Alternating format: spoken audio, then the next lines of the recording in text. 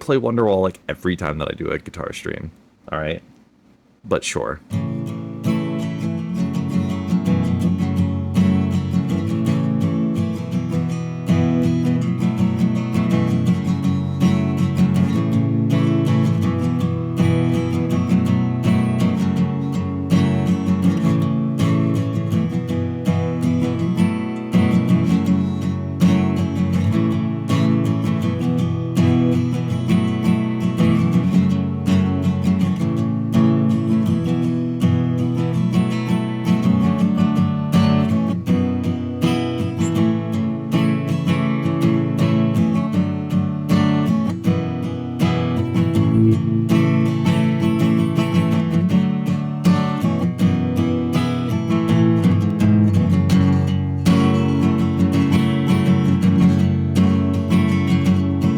Maybe. No. Okay. All right. Anyways, could always play Baby Shark by my Fillion from a year and a half ago. God, that was a weird time for her. She was very lolly. So what is Wonderwall? We found the 10-year-old. Play something depressing. Okay, I'll play Drudge.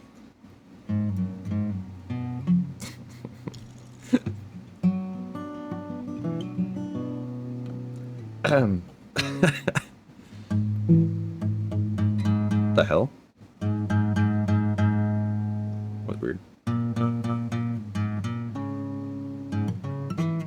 I got.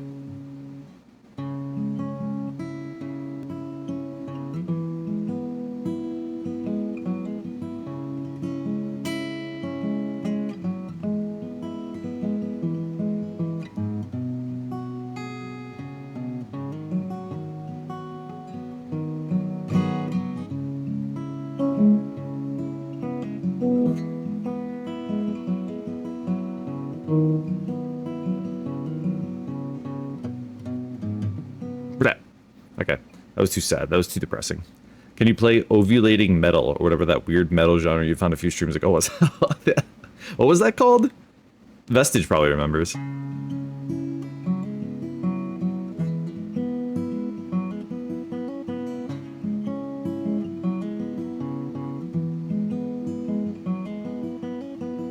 What was I asked? What was the genre of metal that we were listening to during that some bit that we did?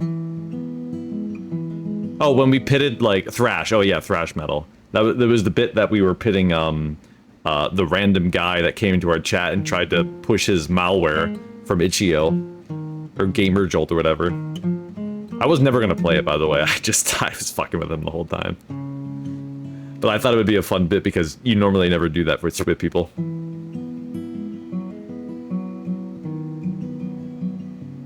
Hope you're doing well. You too. Thanks, Kamal.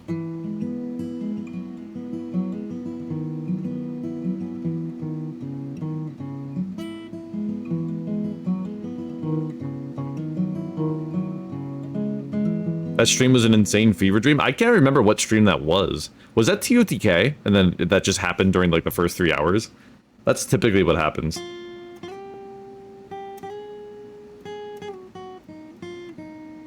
The first 3 hours of TOTK. Yeah, okay. That was on what, Sunday? Or no, that was Saturday.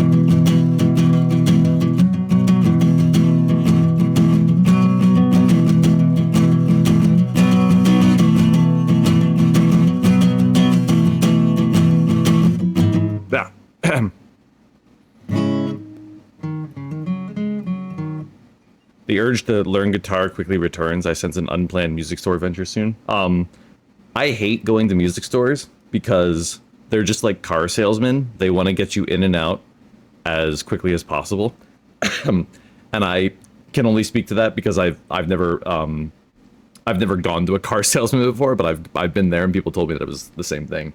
But anyways, yeah, they harass you. Like I literally just like I'm like, hey bro, I'm about to spend $1,000+ on a guitar. I don't need you right now. I just need to go into the sound room and start playing random guitars until one feels like me. You know, I don't need your help.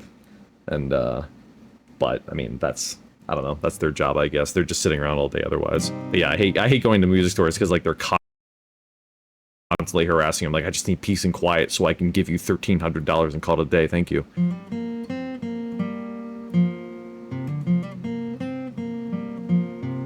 Music stores put all the busted shit up on the rack anyways. Well, the reason why is because everybody keeps using them, right?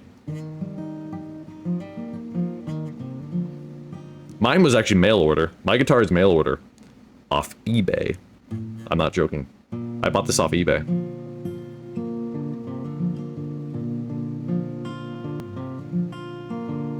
$500 off at MSRP. That's why I bought it.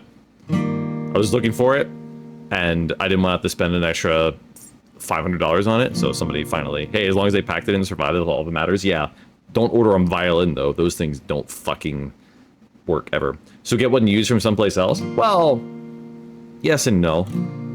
My first guitar ever was from a friend that I borrowed it from. It was a Mini Martin. And there's nothing wrong with that, you know? Sometimes the best guitars are like the actual used ones, you know? Because like when they get some wear and tear on them, they actually sound better. It's something to do with like how wood like works, you know? A fresh guitar, dude, won't sound nearly as good. At least I think so anyways, but I don't know. I'm not an expert. I just play to quell the voices in my head or something, I don't know.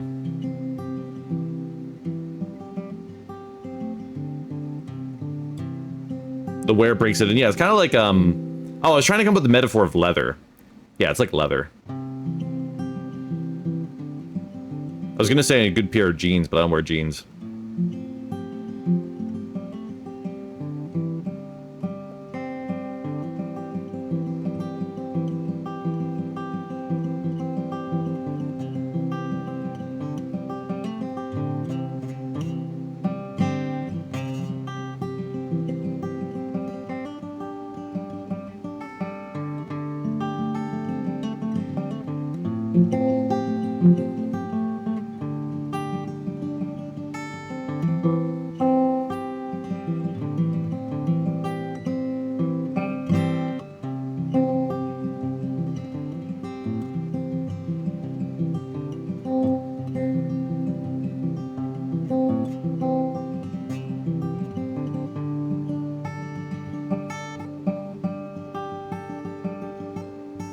Ow.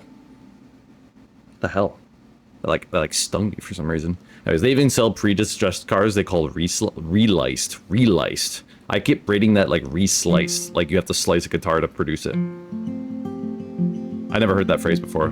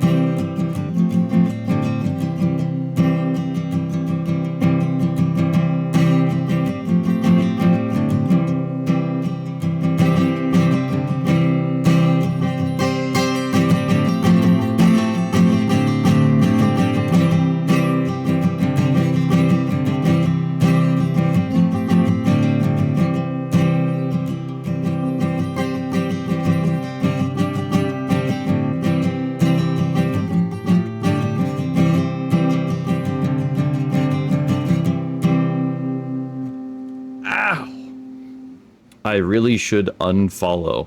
Okay, bye.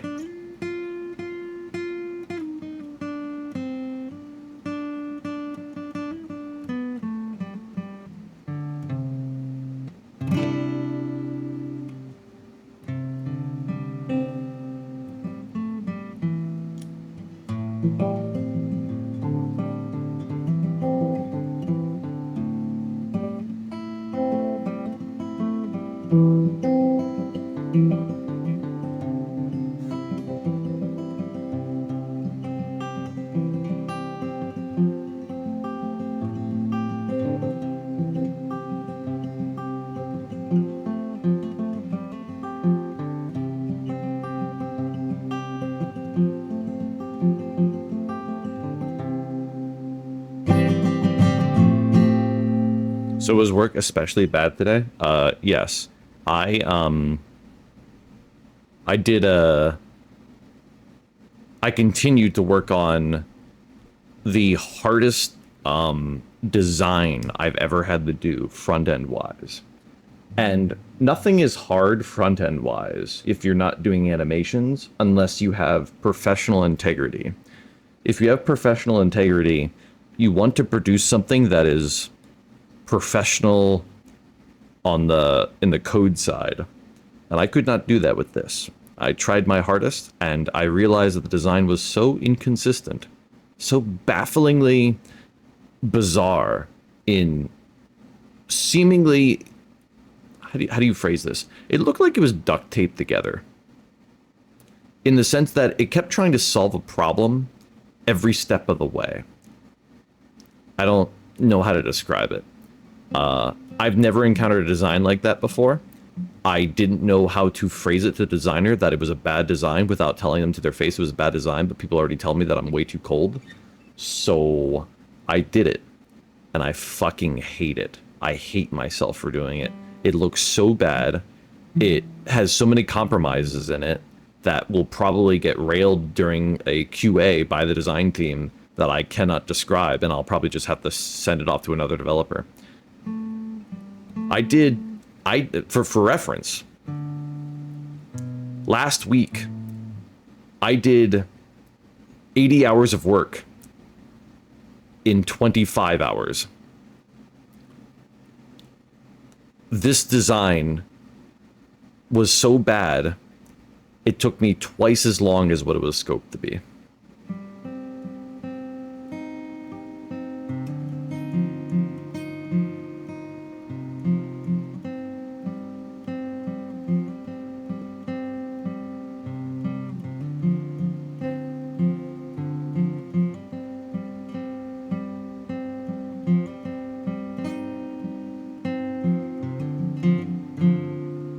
Can imagine this so hard work when you look at design, just tired already.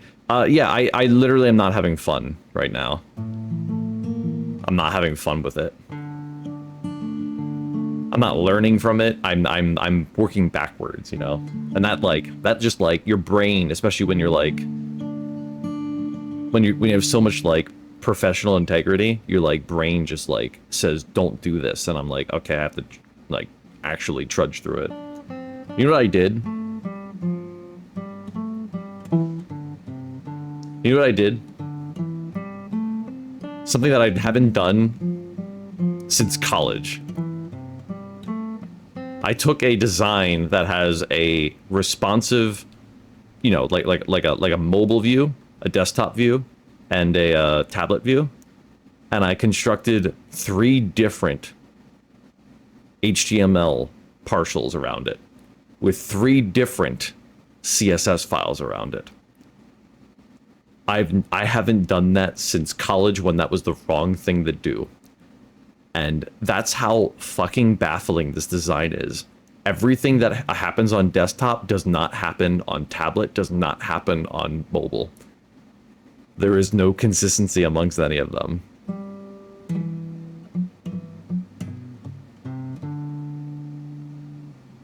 Yeah.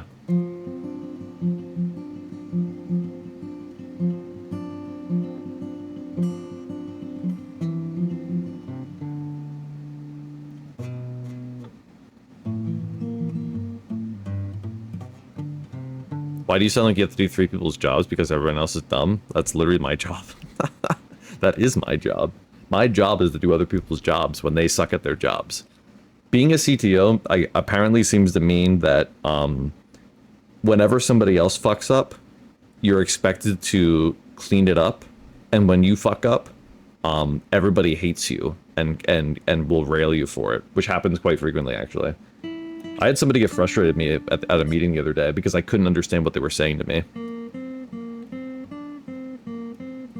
They actually were just like, I'll use my internet name, but they're just like, Rekson, come on. I'm like, what? I was almost like, excuse me, bitch? Like, I save your ass on the daily with your shitty jobs. And this is how you give me attitude? I was just like, oh my god.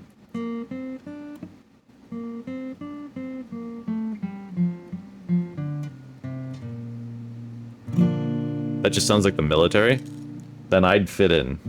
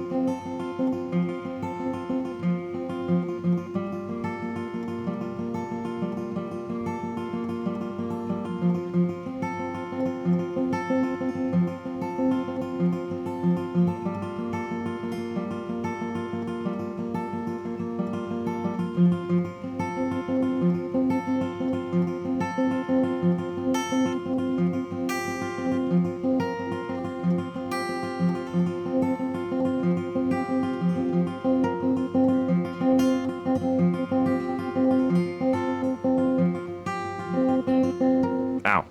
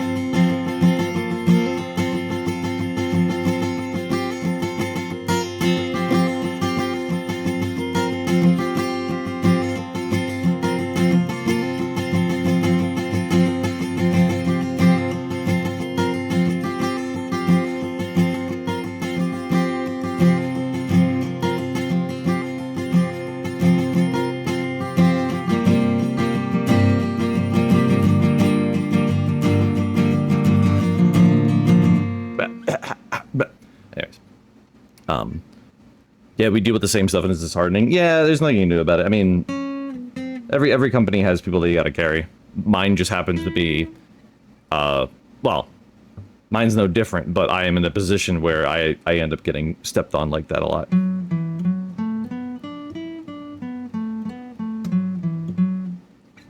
The irony is that I became a CTO almost like with the mission of like trying to fix that stuff like at the root. But the problem is that people just keep ladling more work on me because we keep hiring shitty people. So it's like I want to fix it by like setting standards and stuff like that, you know? Rekson contemplates quitting his job while softly playing major key melodies. Alright, if you want to be specific about it, okay. Your meaning is nothing on this job. You can't tell people about bad decisions if they don't realize it. A lot of people at my job don't like me. Then they make it as passive-aggressively known as possible. Because when I started streaming, I realized that I didn't have enough time for my job. And being a little more, like, carefree in it. And since I now no longer work 40 hours a week, I work 32. But I still do, like, 40 hours worth of friggin' work. I've been a bit more direct with people, a bit more, like, you know, I need this done. You need to do this. You screwed up. Please fix this. I need this from you. People seem to treat that like I'm being mean. And I'm just like, I'm just trying to get shit done. Like if you listen, like when I respond to somebody, I think I said this before, but like I teach people how to fish. I don't give them the fish they ask for. So when somebody says, "Hey, can you tell me what this is?" I say, "You can find it there," right? And they say, "Okay, but can you just tell me where that is?" I said, well, I don't say anything at that point. I actually go silent because like I don't know how to like phrase to them better that I'm trying to teach you how to fish. Like if you tell somebody that, they get even more mad at you. Do you feel like it's a COVID thing, silent quitting becoming a major thing during and after COVID? A lot of the people that have left my company in the past like year, I would say, did silently quit.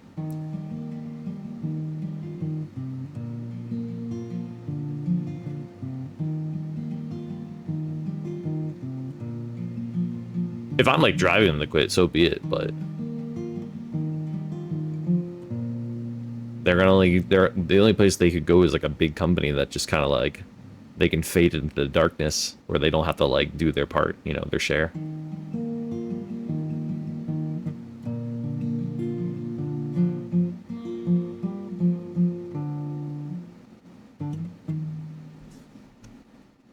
You're my favorite kind of colleague, Ben. Why? Because I'm cold and evil. I'm really fun to work with just when like we actually get to do something, you know, and we're not just like devolving or just like stuck in just a rut of like not doing things, not doing like interesting things or productive things, you know. If every day is just like minor crap or not learning how to do something because you teach people how to fish instead of getting the short answer, that's why. Oh yeah. But as it turns out, the way that you can tell it's like I have no problem with teaching people how to fish repeatedly, or doing it like forever. Like I would love to do that. The problem is when you teach somebody how to fish, and then after the 7th time, they still haven't gotten the hint. My least favorite kind of person to work with is a person who thinks they're above a certain type of knowledge.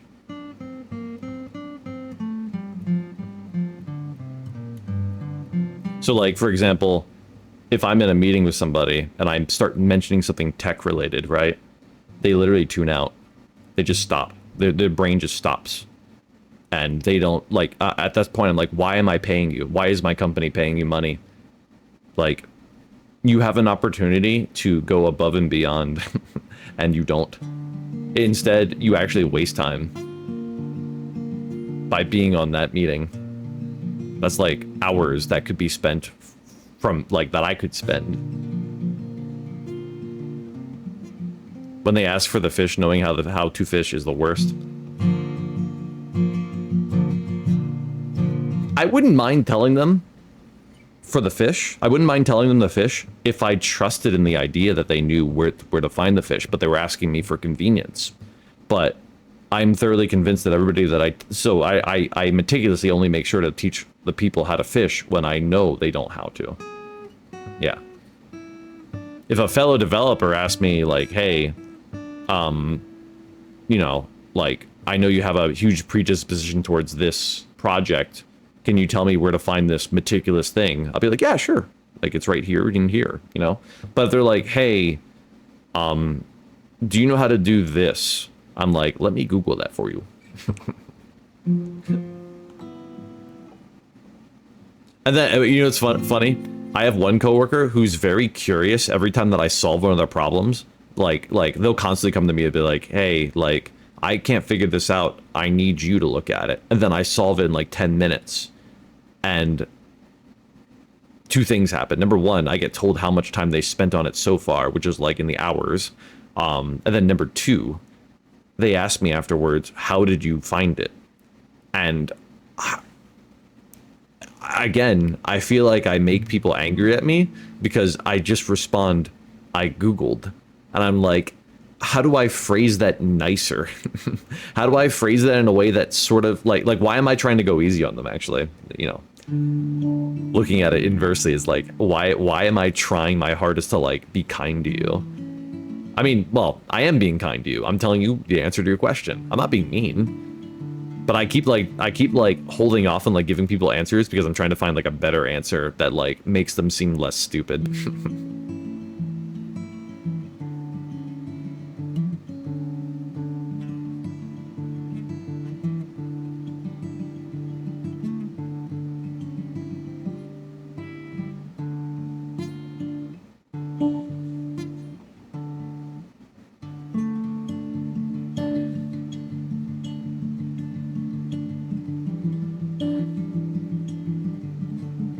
They all adults, they can take the grilling. I wish that was true.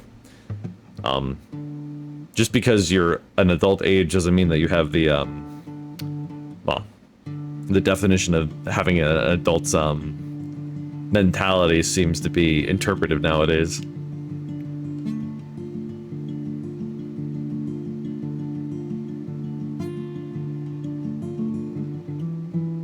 I don't know, talking about this high NCS, I'm talking about the comp sci one. People just don't use Google at all. Yeah, it's funny.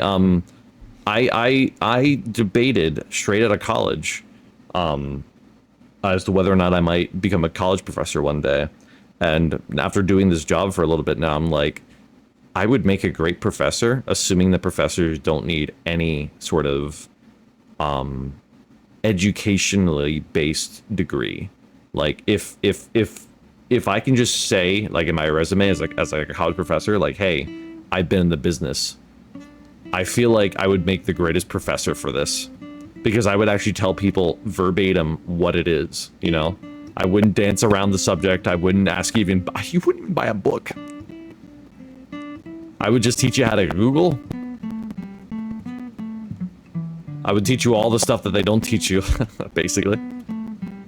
And then when we have all that extra time left over, because I taught everybody everything I know, then I'll teach them how to do their taxes, because nobody teaches you how to do your taxes either.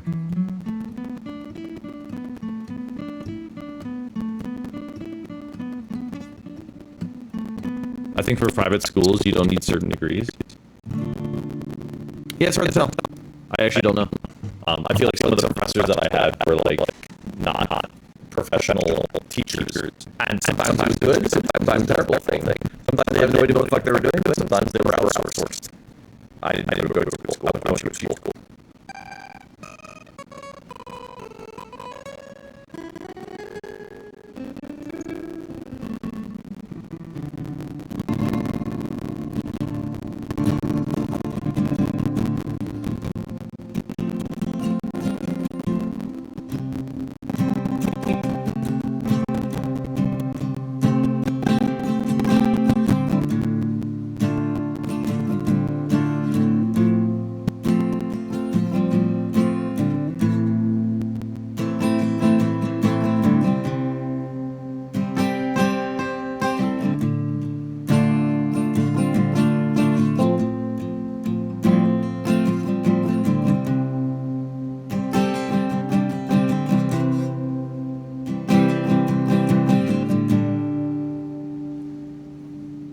I think a lot of professors are actually just grad students. Well, I don't want to be a grad student. Well, I'm thinking of like people with masters or whatever.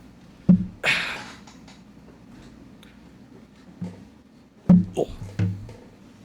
I manually have to do all the work. Half my companies, my comp sci class. It's not too bad since I'm in high school. Those people are really fucked. Oh yeah.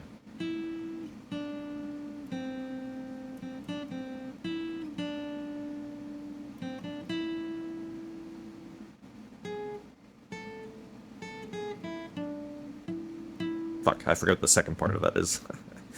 I really, at the moment I started playing, I was like, damn it. How does that go again? Oh.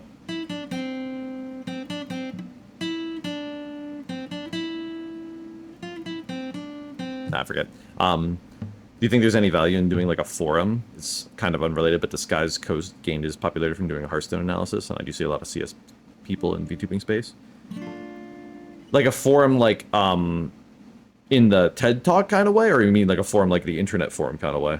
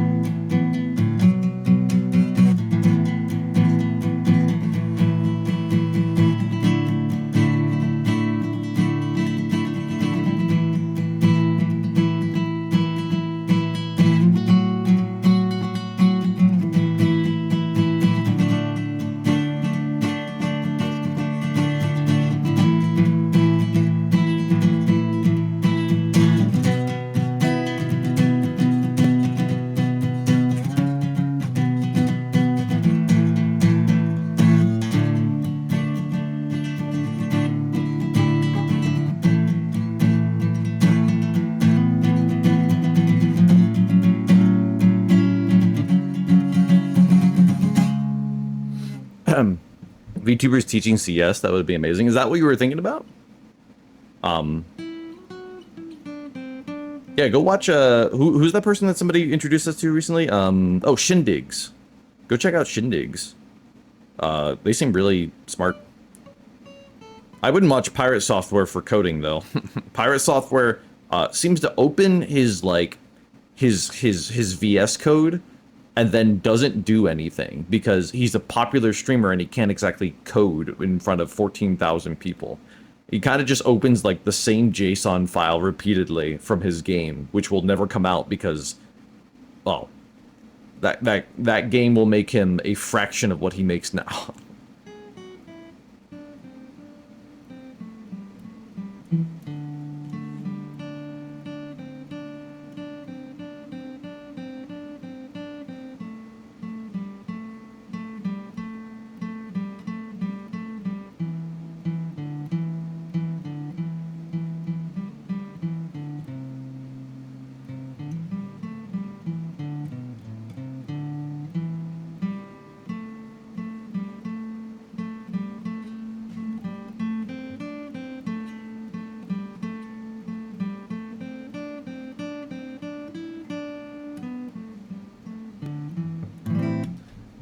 Quiet quitting is meant for like Japanese jobs where you have to do 10 hours of work of extra free work. Well, Japanese culture is fucked up. I mean, I'll just say it. every time I like think about Japan more, it's the worst. It's the absolute worst. Cool place to visit, terrible place to live. Unless you're rich like PewDiePie, then you can just retire there, I guess, and you don't have to worry about the work conditions. But my God. That society is just like weird. And it all comes from the history of the society, my understanding. Pirate Software's Altry makes so much money already. Wait, you mean the oh, you mean the ferret? The ferret thing. Ferret software, whatever. Yeah. I'm surprised that like when at the dawn of like the whole like AI thing, and a whole bunch of, there was like a ton of AI streamers, well, stream channels out there, like the one that was like Biden versus Trump or whatever, which I thought was funny for a little while, until it got really old real quick. But it's funny how few streamers complained that like AI was taking their jobs, you know? Anyways, the point that I was driving at was that it's funny to look at Ferret Software and to say a bunch of people are perpetually watching ferrets sleep compared to insert VTuber here, you know? There's 3,000 people just watching ferrets because some guy is associated with the software or with the channel compared to the 100 people watching, you know, insert VTuber here or less. Anyways, I thought it was interesting because, you know, during the dawn of AI, I feel like a lot of people were complaining like about IRL jobs being taken, but they never really complained in the VTubing space. Maybe because it was entertainment, maybe because it was like VTubing in general was just new. I'm not sure. Because consumers don't see AI in a good light, so nobody cares about Twitch AI streamers. Maybe. Let's go. Make me feel bad for not practicing my guitar in a hot minute.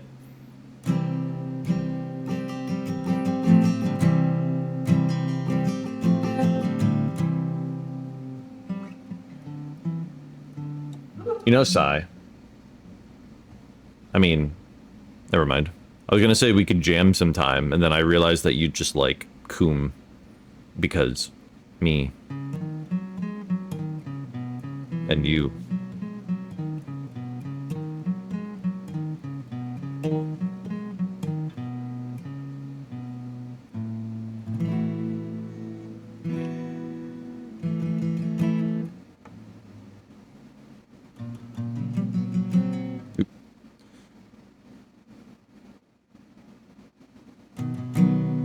I like Neuro, but if Beetle wasn't there, Neuro would get old fast. Well, that's why I think Beetle is a actually great streamer, because Beetle I think knows that, and he's always like he's trying his best to like do every other stream is like some creative idea. Like Beetle's actually creative. He's not just trying to make a quick butter. He's just trying to like set something up so that he can just go to sleep every day and make free cash. You know.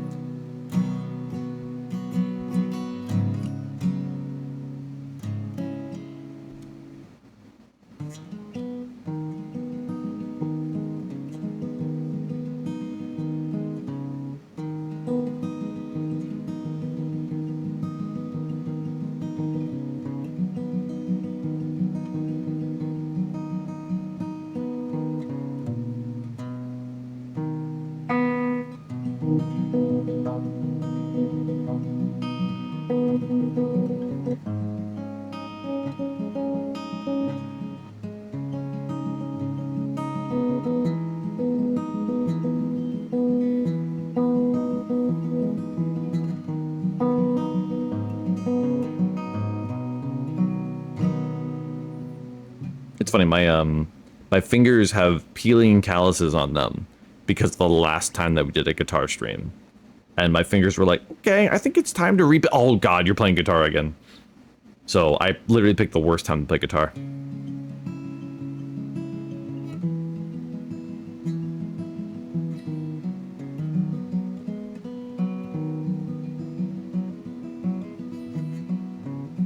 It's crazy the AI boom is still somewhat going. You want to know what my least favorite thing about the AI boom so far is? Not the Google thing, which is where when you Google now, you have to sit around and wait for an AI-generated answer that is completely useless to you. But Amazon. It used to be that in Amazon, you could just quickly search up the reviews for a product. And you could crawl through the text of a review for a product, right? But now when you click on this button at the top of Amazon that says search this page, the first thing it does is it asks an AI, and it's always fucking useless. What I used to do was to compare brands in Amazon. I would like, let's say I had two different products, right? Both do the same thing, but I wanted to compare the two of them. I would take the name of the one product and put it into the reviews of the other product to see if people are saying this is better or this is worse, right? And you know what Amazon's AI does? It just gives me information about the other product because it thinks that I'm actually on the other product page. Their AI is so bad, it doesn't even know contextually what you're asking about. It's so bad. Yeah. And the reason why I said the Google one isn't bad is because even Google has provided a dedicated URL that will skip it. I forget what it is. You have to Google for it, but there's if you like look for like the Google skip on the AI, like Google even has like a URL now that you can access that just skips the AI. It's like an old version of the website.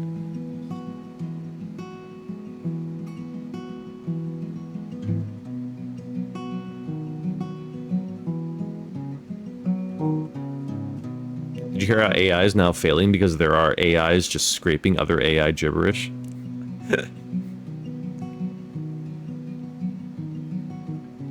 I think this is not surprising. This is literally what I predicted would happen with AI. Human beings like get rich schemes. That is just the nature of human beings. Well, maybe in capitalistic societies, I don't know, but like everybody wants to get rich quick without any effort. So when AI hit, everybody heard the phrase and said, money, money, money, money, money. So nowadays, anybody can get their hands on AI and they're just making garbage like that. And that's fine. That's, you know, you just got to realize that AI is just a buzzword. and the actual implementation is all that matters. But presently, there are way too many people, NVIDIA, that try to sell you on the idea that if they just say the word AI, you should invest in it. Are you going to buy an AI 300 series AMD laptop? Is that supposed to be like a laptop that is like powered by AI? But, okay, well, again, it's like, they're just saying it's AI. What does the laptop do? What does it do? What does it actually do involving AI? Because I shit you not, I have seen hundreds of companies surface up that just say AI. That they don't. There's nothing about AI. There's just AI.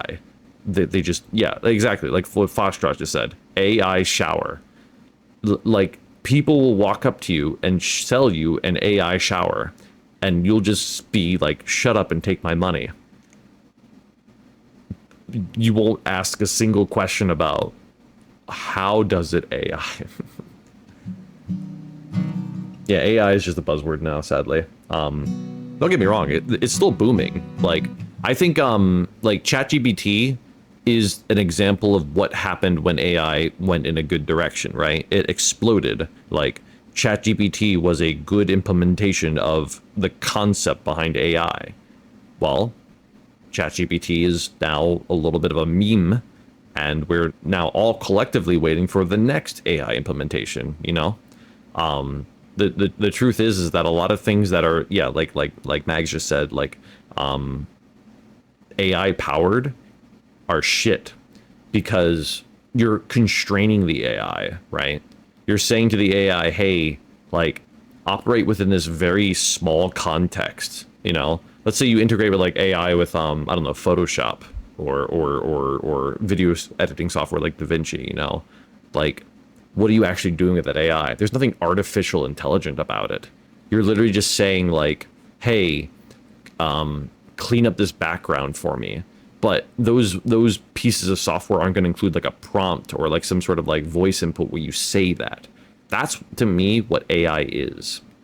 AI is when you can say verbally what you want, and the computer knows what to do with it. You can power something with AI, but you can't truly convey what you want. You know? At the end of the day, there's still this huge function behind that says, yeah, I can handle this for you. I just need to like handle half the battle for you already, assuming this is what you want. If that makes sense, I don't know. So actual smart AI, yeah, as opposed to, hear me out, the letter I in AI stands for intelligent. I was expecting all of them to be smart, you know? I mean, ChatGPT will just make up sources that never exist. That's fine. Every AI will be flawed. There's no such thing as a flawless AI. But ChatGPT is what I consider to be what the actual use for an AI is, which is a universal assistant. It can do anything. Anything. Can't do it well, but it can do anything. But what it can do well is basic tasks. I used ChatGPT the other day to just take a list and add asterisk in front of it, because I couldn't be bothered to go down the list and add asterisk in front of every single list. I wanted to make it like a bulleted list. That was it.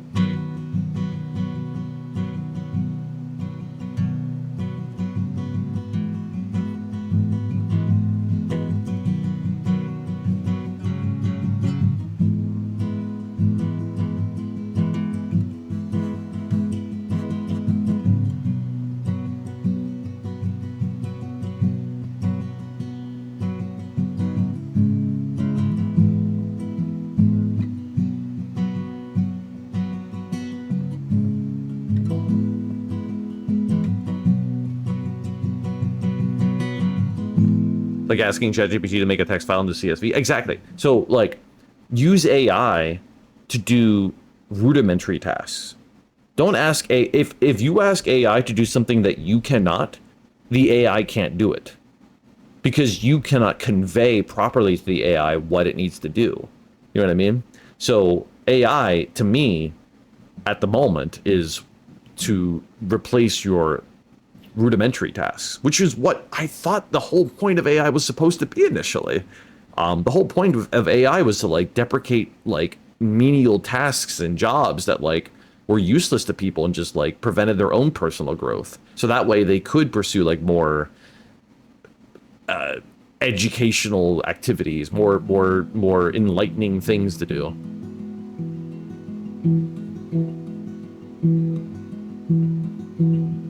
AI art is a whole different rabbit hole. Well, that's fine. I think that any form of AI in the creative space is comedy.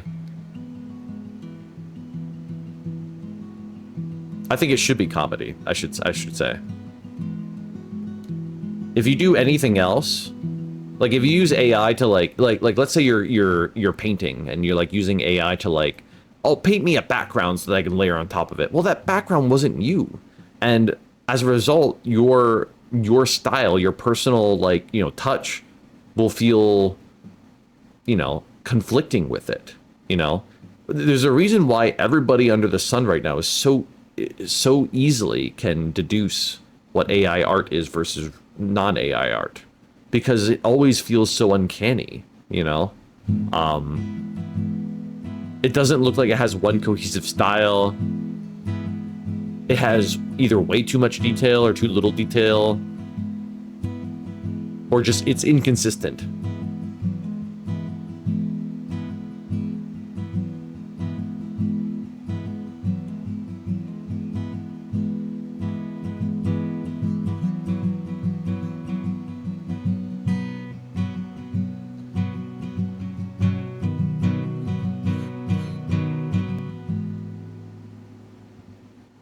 Listen, I played some games that use AIR, and I don't care that they use it, but their images suck ass. Have you ever seen the Skyrim?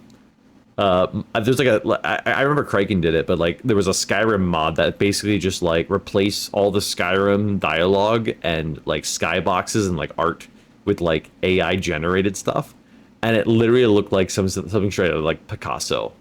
It was like the Scream. It was hilarious. Oop.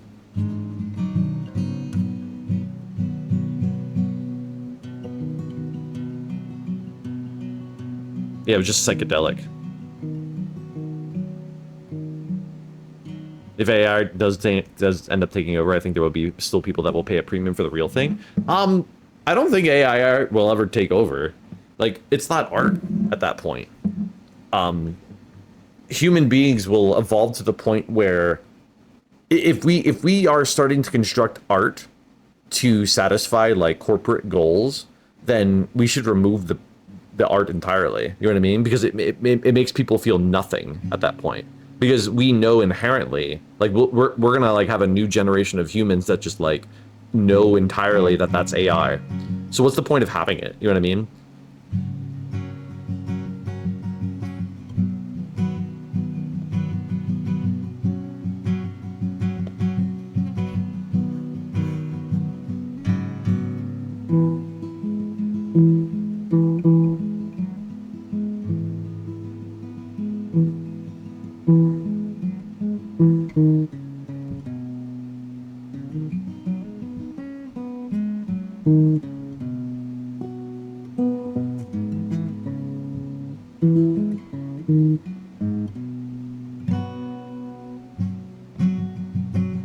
Turn on a fan. It is blazing hot.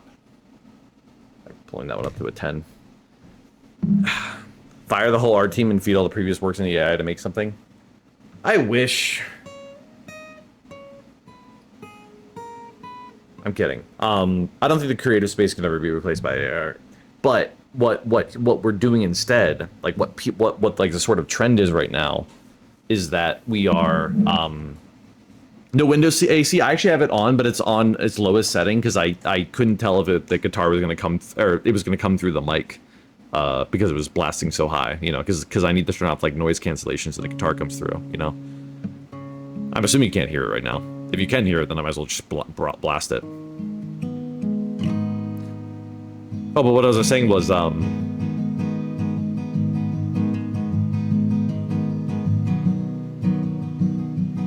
I forget. I lost my train of thought because I was thinking about air conditioning. Art, like, in the creative space, it just doesn't make sense for an AI to take over because like we are losing touch with what art is then, right? It like you can't replace art with AI. You basically will create a different form of something.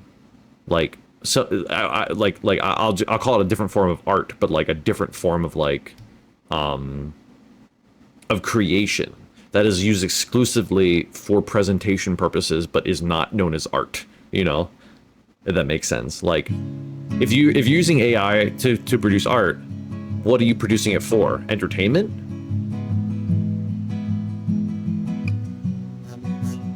You're definitely not using it to sell because what was your talent? Like art is interpreted, right? So like when people buy art, they feel a connection to it or something. They're like, hey, that looks cool. That's a good conversation piece to put in my house or something like that. If you buy AI art, the story behind it is very basic. Some dude typed into a prompt, make me this. There's no story behind it, you know? There's no connection. There's no personality. It's just a machine.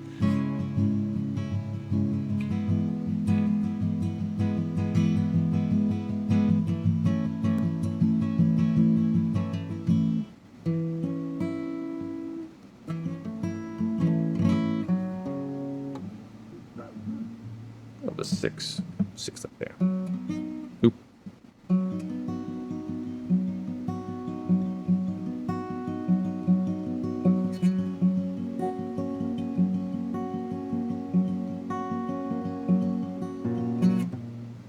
Ugh.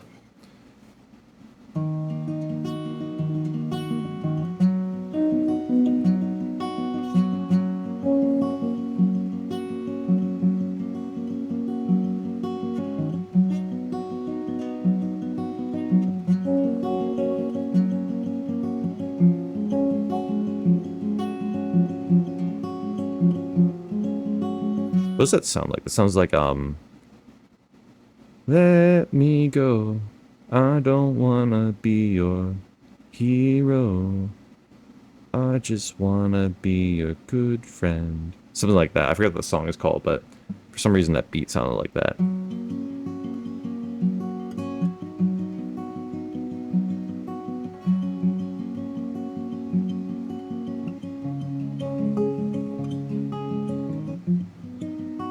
Probably it's the same progression.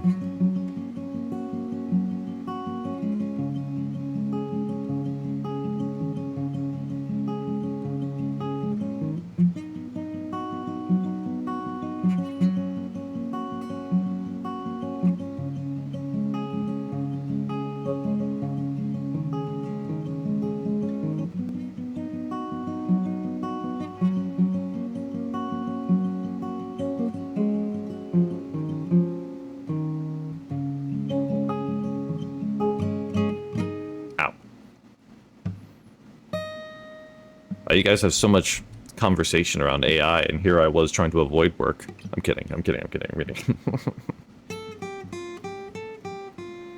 It's a fun topic to talk about when it's like interesting. For me, I like talking about AI and mostly tech from a psychological standpoint. I don't know. I like sociology a lot, so I like to kind of study like why AI is a thing right now, which I basically just explained. Humans are greedy. We're just crows. But as far as tech is concerned, I've never really been interested in AI, mainly because to me it's just not ready.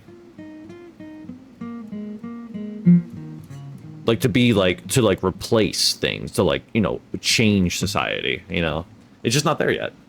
And it won't be probably in our lifetimes, I would imagine. It will be eventually, but it's far from it, I think.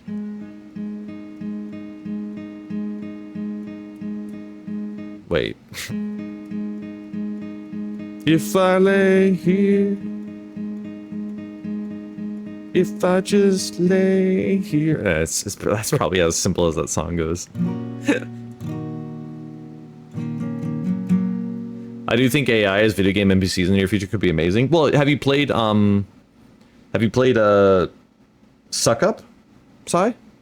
I feel like you probably are familiar with the game called Suck Up. That's the first one that I heard about that does that. There's probably like a bunch now, but I'd love to see them sometime. But I just happen to know. You watched a lot on it? Okay, yeah.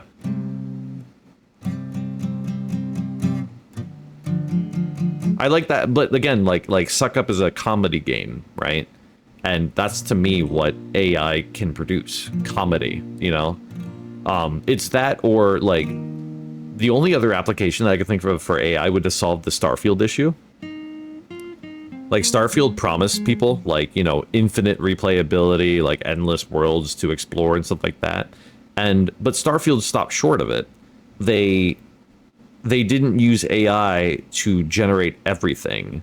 They used a constrained AI to generate planets and dungeons in the form of like, you know, like space like stations or whatever, in a constrained fashion where they said, here's a seed, here's your tools, now randomly assemble them repeatedly. And like No Man's Sky did that too, but like No Man's Sky still feels samey, right? The only reason why No Man's Sky continues to be good is because that game keeps adding more content to the pool of things to configure by the AI, right? I mean, No Man's Sky isn't powered by an AI, right? It's procedurally generated, right? Yes, procedural generation with AI is what I'm driving at. Yes, yes. To me, that is what they should have done with Starfield to make it feel that way, to make it feel like the game they were promising. The one game that still has a chance to do exactly that, that already has a premise and a large amount of sum of money in it, is Star Citizen. If Star Citizen did that to actually give content to their expanded galaxy, I think that game would actually succeed. But they won't, because Star Citizen wants to be a realistic game where you have to pay your parking fines, and you know, if you crash land your ship, well, you just lost real life money. But like nobody wants to play. Nobody wants to play a game that promises realistic space, because the truth is that there's like life on one planet in every 1 gazillion planets. It's just boring. It's not entertaining, you know? No Man's Sky even realized that. And I don't know if you know the history of No Man's Sky, but they re-exploded their seed numerous times. So they had like this universe seed, right? And this universe seed contained like the copy of the universe that was originally created based on the procedural generation.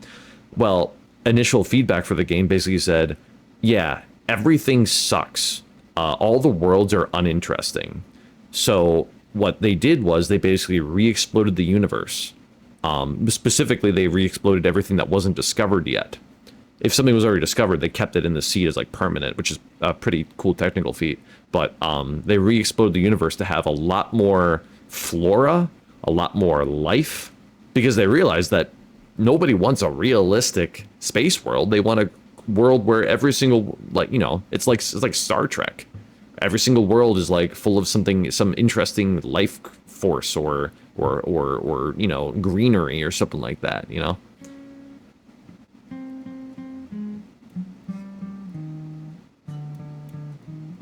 Minecraft world generation? I mean, Minecraft does it too, right? Tell me you don't get depressed frame zero if you spawn in Minecraft and the first thing you see is desert in all directions. You get the worst seed in that case.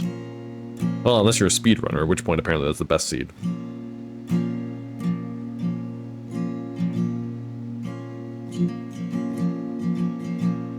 I think Star Citizen might not interest you, but it interests a lot of people. You can see that by the money. Oh, well, no, that was the point that I was driving at. Star Citizen has a chance to reinvent gaming.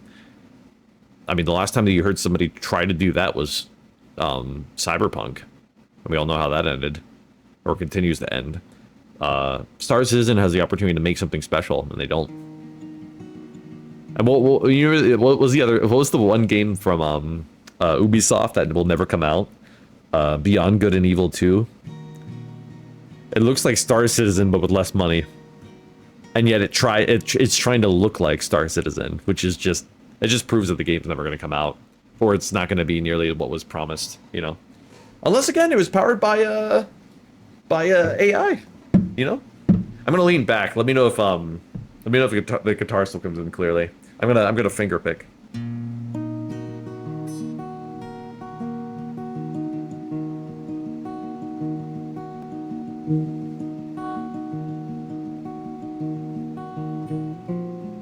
Whatever happened to that Skull and Bones game? It got made fun of. Became a meme.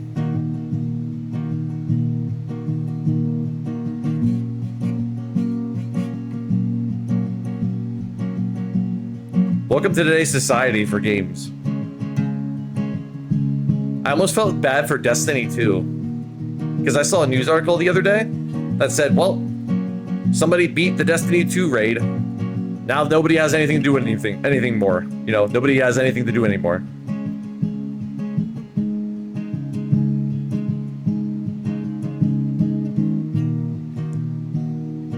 But that's what gaming culture is nowadays. It's either you have a game that is a trend temporarily, and that trend tends to last all of 1 week. And then that game fades into the darkness. Pal World, right? Pal World made its money back in spades. And what did Pal World do? They said they did everything every respectable company did.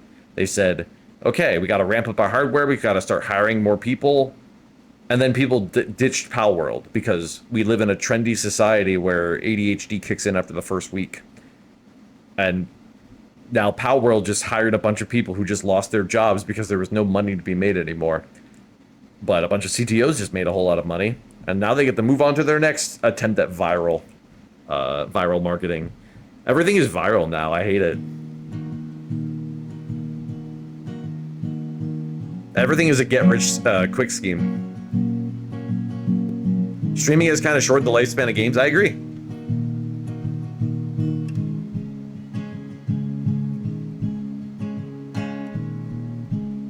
Power World's having an update this month, though. The Sakura Tree update?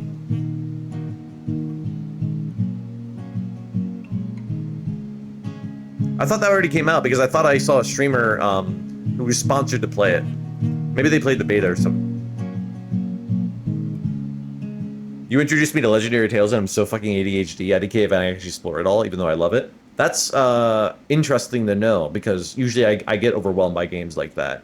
Like I'd play like Skyrim just as like a oneer, you know? I just kind of like go in, fuck around and leave. Like I wouldn't like play it like thinking about what the permanent consequences of my actions would be. It sounds like Legendary Tales. I have to proceed with that idea as well, which I was hoping I wouldn't. I was hoping that it was more like drop in, have fun, drop out, which is my favorite style of game. But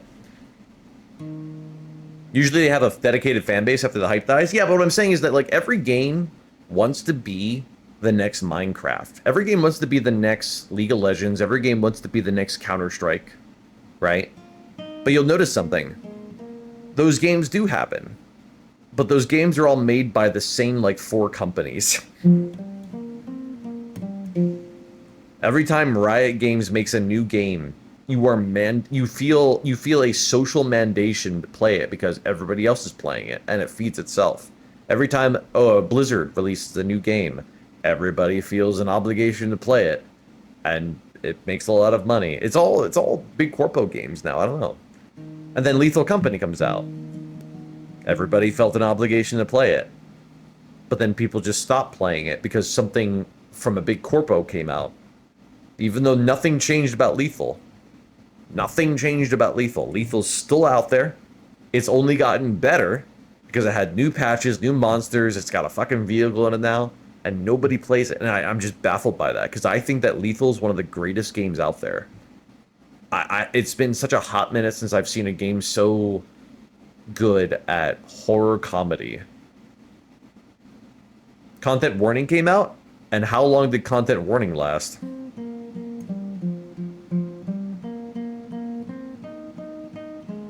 Even shorter than I mean, content warning was viral, and it barely made any money probably. because a lot of people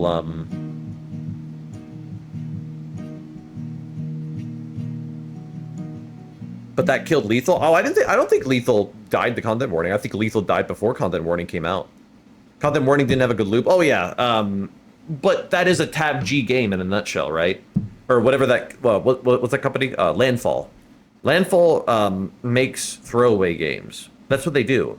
Not in the sense that they like don't care about you, the gamer, but like Landfall just like experimenting. They're like the Valve that doesn't have a lot of money, but actually releases games. Like in Valve's world, they have a fuck ton of money and they keep making games that never come out. They have so much experimentation in their offices and they never actually do anything with it. Landfall, on the other hand, is like give an intern a small budget, figure out what they can do. That's it. Oh yeah, Danny. Danny's the one that made Crab Game, right? Same thing.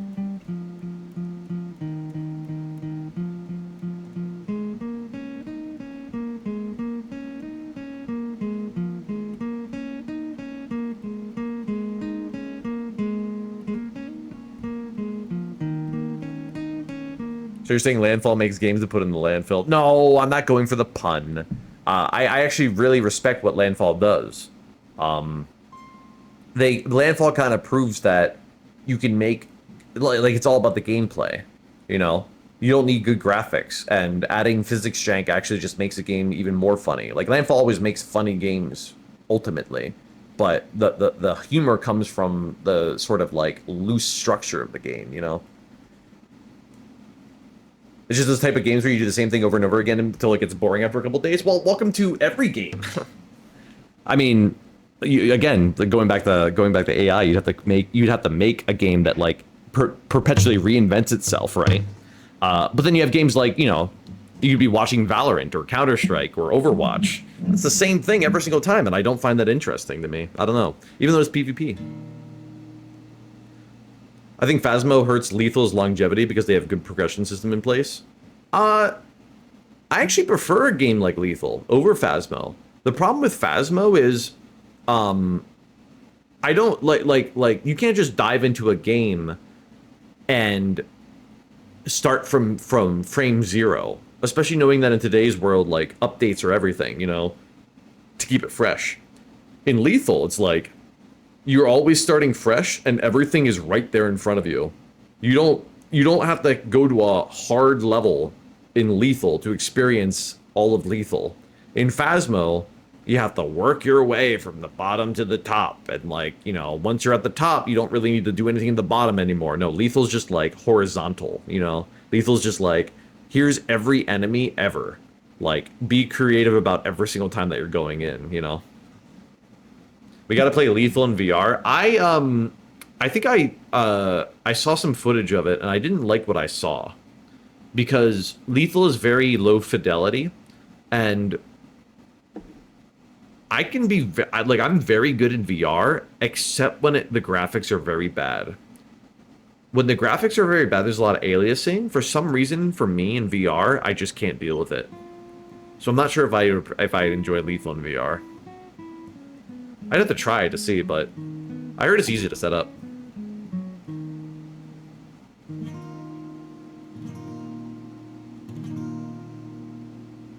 A progression system tends to keep people playing. I agree. I don't disagree. But Lethal wasn't built for progression.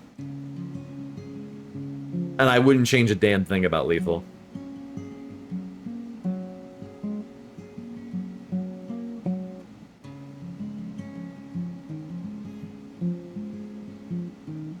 Yeah, I agree, Watt. I agree with that.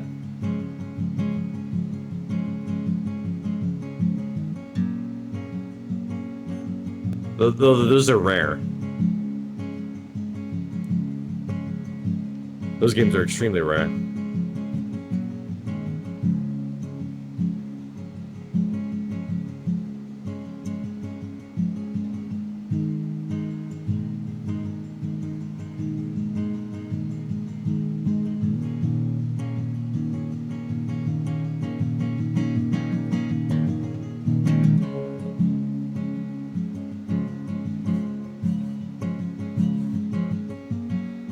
The mods with Lethal let you change enough. That's why I like Minecraft. But like you see why Minecraft is popular, right? Minecraft is popular because somehow, some way, a whole community of people looked at Minecraft and like enjoyed it enough to the point where they started constructing mods for it. And those mods just kept adding and extending the game in such a way that like it never took away from the base game, but just like continued to like expand upon the abstract system of the game. Lethal's mods are kind of like that too, but Lethal has a much more closed gameplay loop. Minecraft is obviously a much more open gameplay loop. But like everybody, like I said before, everybody wants to be the next Minecraft, right? But they always forget the key part about Minecraft. Something special happened with Minecraft that made a whole bunch of people start modding for it. And nobody's been able to crack that yet. There are hundreds of games that are Minecraft clones out there, both high fidelity and low, like block voxel based, you know, but none of them have managed to do the thing where they got communities to start investing in mods for them. And I don't know if that'll ever happen again because society has changed now. Like we no longer do things like that anymore. You know, we just people make games. Those games maybe blow up temporarily, and then people move on to the next thing. You know, closest thing I think is Terraria. Castle Miner Z, baby. I never heard of that. Skyrim and Fallout did well. That was my point, right? Those were in the past. I don't know. I actually never really was a part of the Minecraft boom, but I feel like Skyrim and Fallout are of the same genre where it happened and it will never happen again. I don't think then I think I called this out before, but I mean, just look at Starfield, right? Starfield is basically just Fallout in space, and yet nobody made. I mean, people are making mods for it, but they fucking suck. Where they get like controversies where Bethesda's trying to charge money for them. What was the one thing? It was like $7 for a map. That was something that Starfield did. They tried to charge you $7 for a mission.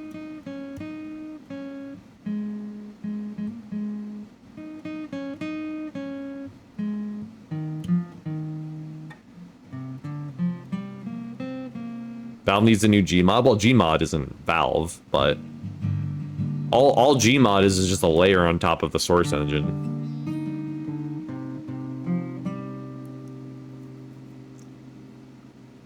Correct me if I'm wrong, but Minecraft took quite a bit of time to blow up. Did it?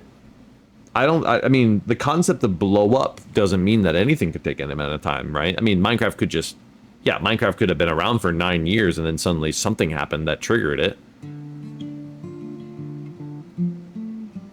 But what I'm saying is that like the blow up moment is the magic of when people started making like when a whole community started backing it up and mods were starting to be made and people started to like extend what Minecraft was. By the way, that would have never happened if Microsoft was there frame zero. Fuck no.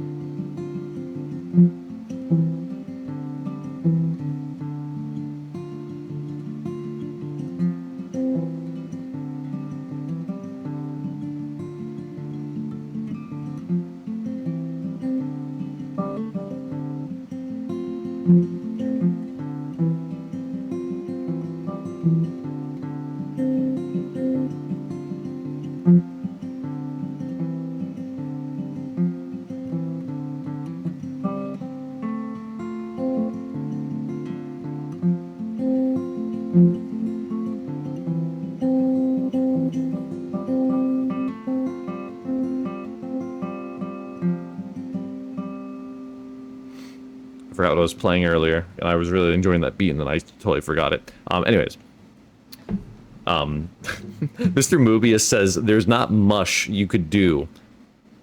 Bro's been on the mushy RP so badly that it is actually blending into his normal typing. I'm honestly just waiting for GTA 6 at this point. And if it's not that good, I'm gonna cry. I can assure you that GTA 6's single player will be passable. And I can assure you that GTA's online will continue to suck. GTA Online is a mobile game. I feel like nobody's I've never heard anybody make this connection before. But GTA 5 is just a mobile game. They have you paying a lot of money for stuff. They have you paying a lot of money for a pass, for you know, the shark pass, to add multipliers to the things you do and stuff like that. Did you read that recently? One of the voice actors for GTA came out and said that they were working on a single player DLC and they decided against it because they recognized that online would have made them so much more money, like fiscally. Like, they did the math, they ran the numbers, and it was determined that a single player DLC is not worth the money. The thing is, like, mobile games, you don't have to pay for it. Well, a fun fact about GTA Online that I've always found fascinating was that you did have to pay for it. It just wasn't fun if you didn't. That was a grind and a fucking half. Holy shit, dude. If I wanted to get the cool speeder bike, or if I wanted to get a tank, or a jet, or if I wanted to start a company, or whatever it's called, fucking awful. Holy shit. I'm telling you, like, I don't know how I landed that sponsor, like, Watcher of Realms, but that game is genuinely fun, and you don't have to pay a single fucking dollar for it. It's wildly more fun than GTA was. GTA was a literal job. GTA, trust me, I tried. I had the sort of, like, the youthful spirit in me that, like, kept playing GTA, being like, oh, surely there's a reason why so many other people are playing this, right? No, it turns out they just spent money so they can have fun with the game. Holy shit, that game sucked. So, with that being said, I think GTA Online, aside from, like, the things that, like, Vanoss Gaming had done to basically make that game seem fun, GTA RP was the thing that saved GTA. GTA would not be nearly as interesting if it wasn't for GTA RP. It probably also made them a lot of money as well, Rockstar, you know? Because ultimately people that watch streamers play a game will buy that game. It doesn't matter that they won't, like, play or like they're not gonna buy it being like, oh, I want to RP2 with them. No, they're gonna buy it just because they saw them play the game, you know?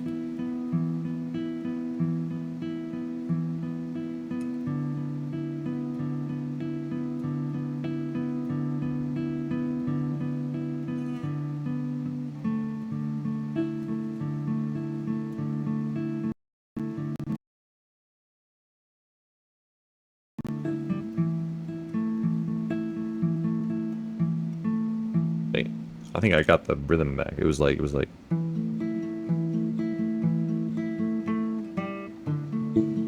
never mind. I forgot what I wrote. I can check the VOD.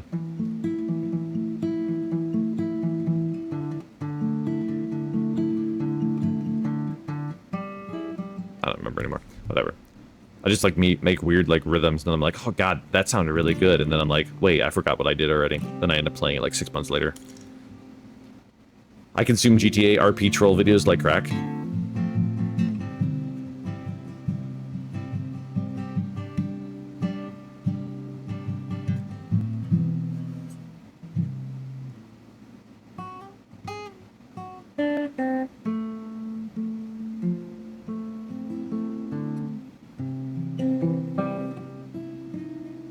I watch people play games because I'm bad at games and I'm broke. I feel like you can get like a really good game for like $2. Or you can, you know, acquire the game through other means. If you have the internet, you can play virtually anything.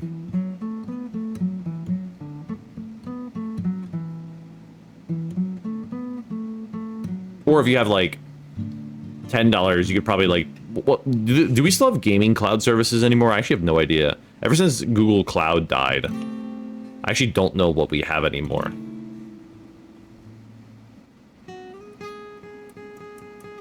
I feel like that's a solution to a lot of our problems still, but Nvidia has one? Oh, they do, that's right, don't they? Like, and you can play it on their, like, little MS Game Pass? No, I'm talking about cloud-based, like, where you don't need the software either. Like, so say Mags, for example, is so broke that they can't afford a console or a decent PC, but they can have internet.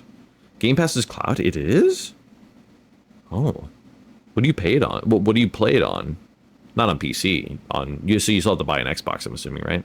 You just play rhythm games these days. I don't really pay attention to what's popular. Rhythm games are sick, dude. I want to play Pistol Whip on stream again sometime. Pistol Whip will never get old for me.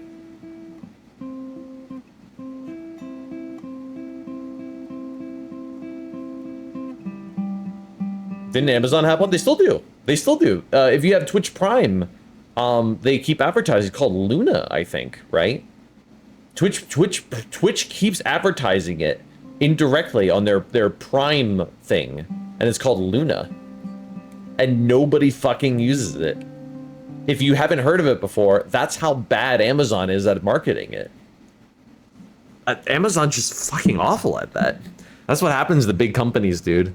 They get so big that they forget what marketing is because they don't need to anymore. Their name is such a household brand that when they release a new product, people never heard of it before. Google had the same problem. Every time that Google released like a new product, like people had no idea what the fuck it was. Nobody knew what Google Glass was. Nobody knew what Google, what was the name of the gaming software for it? Nobody knew what that was. Yeah, Stadia.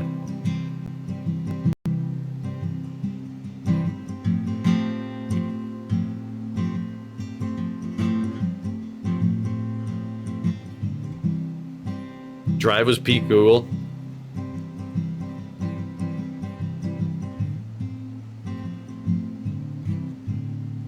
I mean, the best part about Google is the fact that they just offered all the Microsoft suite online for free. I've been trying to get my company to use Google products forever, like Docs and like spreadsheets and stuff like that, and they just fucking refuse. It's so obnoxious, dude. Why are we still using Microsoft products in 2024? There's no benefit. There's zero benefit to them.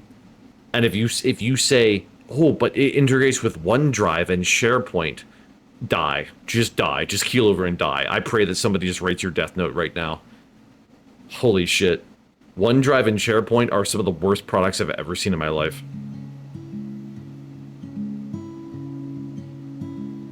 And Teams? I wish there was a better alternative to Teams, but I haven't found one yet, because Zoom sucks too.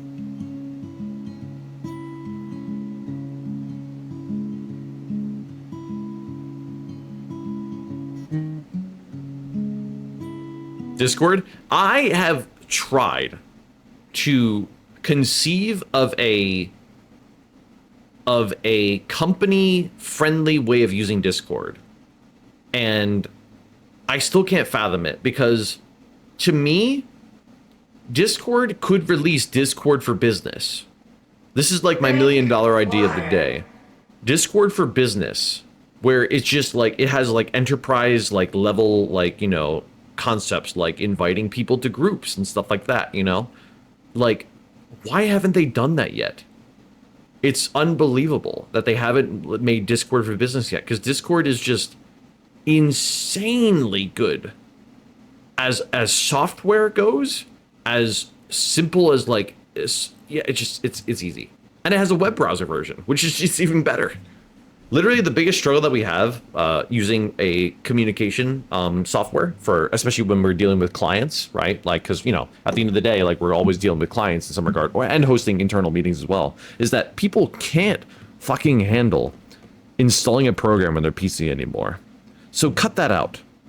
Microsoft does not want you to use your browser to access their products. Microsoft will do everything in its power to get you to download something and install on your PC so they can like run analytics on you. Discord, one of the most unused features I feel like on Discord is the fact that Discord has a fully working web browser version of it. And I feel like nobody uses that.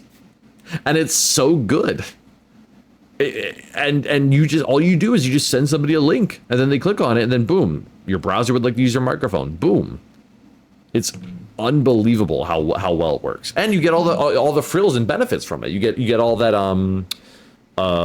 stuff for the like the fact that Discord has a voice program. What's it called?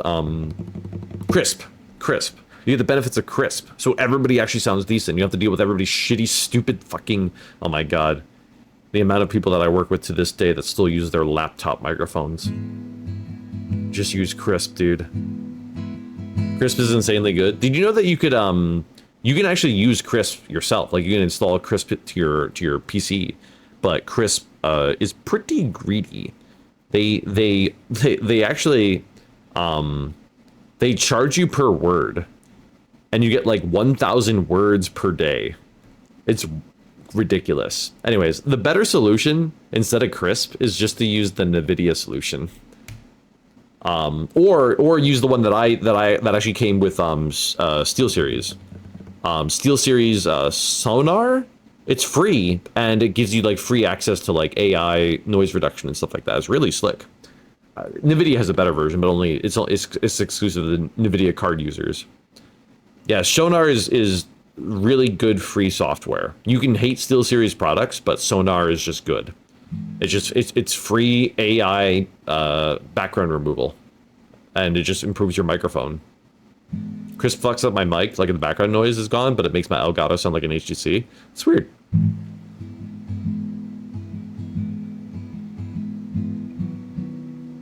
Discord has an app. I only use the web version. Ah, then I'm more surprised. I'm so used to people using the app. Because I personally don't like giving my browser the ability to use my microphone. I think it's a little jank, but for work purposes, it's the best thing in the world, because work people don't give a shit about giving their browser access to everything. I mean, I do that, right? My browser is my work laptop is broken 3 ways till Sunday because of all the hacks that I did to it to make it a development environment. You know, my host file, massive, horrible. I probably am getting redirected to websites that I never intended to. My registry, my Windows registry is completely effed up. Nobody tell my IT guy. Fucking dude, Windows recently made an update that prevents you from opening files in Paint 3D. Just recently. And I was like checking online to see like how to fix it through the registry, and nobody can figure it out yet. Nobody can figure it out yet. It's so annoying. People literally suggested just to revert your PC. There's a Paint 3D? Yes! I use it for all my photoshopping. I do. Because I don't know how to use GIMP. GIMP is too complicated for me. It's got too many controls.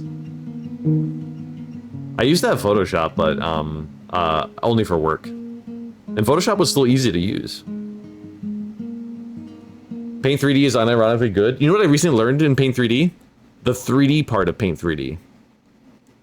Paint 3D's 3D aspect, I actually used to draw up the layout for the roast show. I used Paint 3D to lay out all the shapes representing the camera's positions and the podium and the couches and stuff like that. It was actually really slick. It was really impressive. I even know how to do that in Photoshop.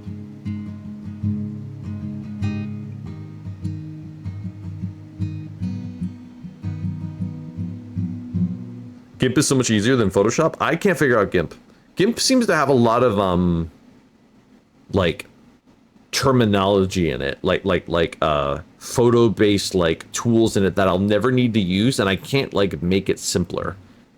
You know, my favorite program is Pixlr online. If you know Pixlr, Pixlr, I use that to produce my thumbnails. The problem is Pixlr only lets you save 3 of them a day, but Pixlr is basically online Photoshop.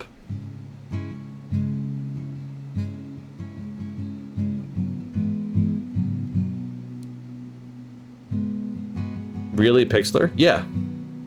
Unless I'm thinking of the wrong program. If there's a better version of Pixlr out there, I'd gladly take it. But Pixlr is really slick, and it gets the job done. I just wish that there was a Pixlr for, like, that I could install my PC, you know?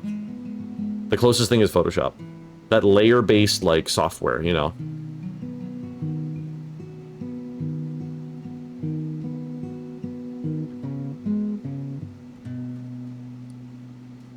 You use GIMP for VRC 3D model textures? Maybe I can give it another shot. It's been like a hot minute since I've downloaded it. I just remember downloading when somebody was like, "Oh, it's the alternative, the Photoshop. Why get Photoshop when you can just get GIMP?" And then I did, and I was overwhelmed by it. And that was coming from a Photoshop background too. Krita is literally better GIMP. In what sense?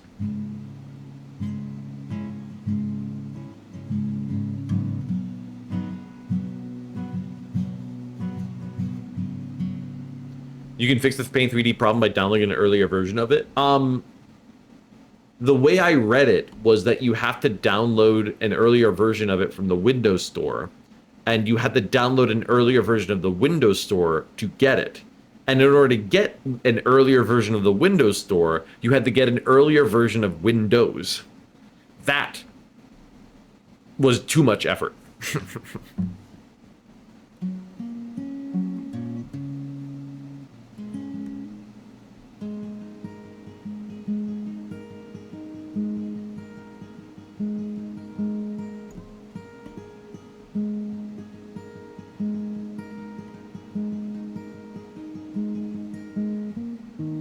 It actually reminded me of playing with Steam.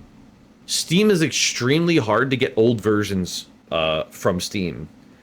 I like shout outs to any speedrunner out there who plays on like a dedicated patch for a game, because holy shit, Steam makes it so unbelievably difficult. You have to interact with these things called Steam depots, and you have to find these random IDs to be able to interact with any sort of Steam old version. And the only time I've ever seen somebody actually automate the process was Beat Saber. Beat Saber.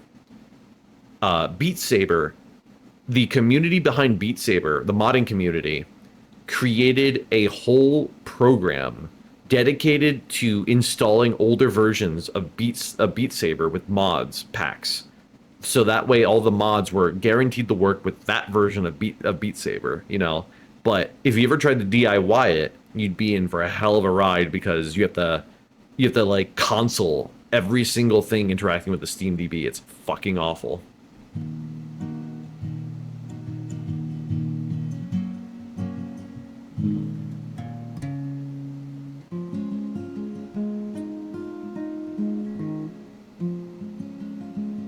I forget why I was trying to do it. I wasn't trying to do it for Beat Saber, I think. I was trying to do it for a different game.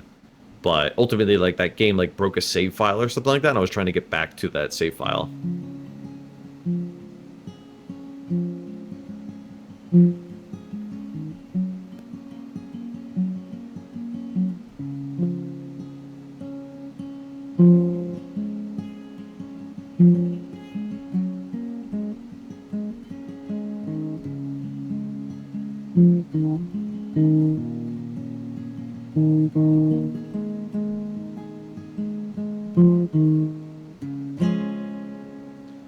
Modded Beat Saber is fun, but why are some of the songs so hard? That's the reason why I couldn't get into it. There's like a threshold in Beat Saber where like there's expert difficulty that came out of the box with it, and then there's everything else, which is so unregulated because obviously it's all modded and everybody just started introducing random songs to it, you know? That's why I like Pistol Whip. Pistol Whip's difficulty doesn't feel unbeatable based on my knowledge of the song, you know? Dude, I want to play Pistol Whip again. I want to play that map again so badly. Through the Fire and the Flames. That's so much fun.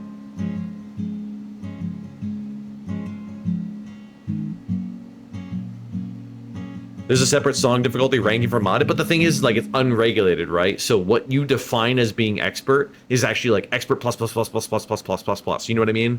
Like, they make painful ones because they can be painful. What's that one song that goes dun dun dun? You know that one?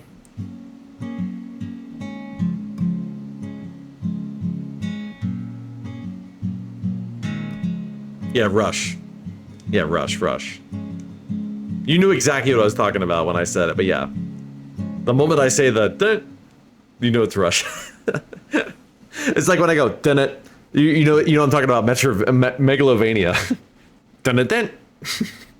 That's Megalovania. All it takes is 3 notes. Guess I gotta get a score in the Fire and the Flames on Pistol Whip then. Yeah, good luck beating it. The final part of it is so ridiculous. It's so ridiculous.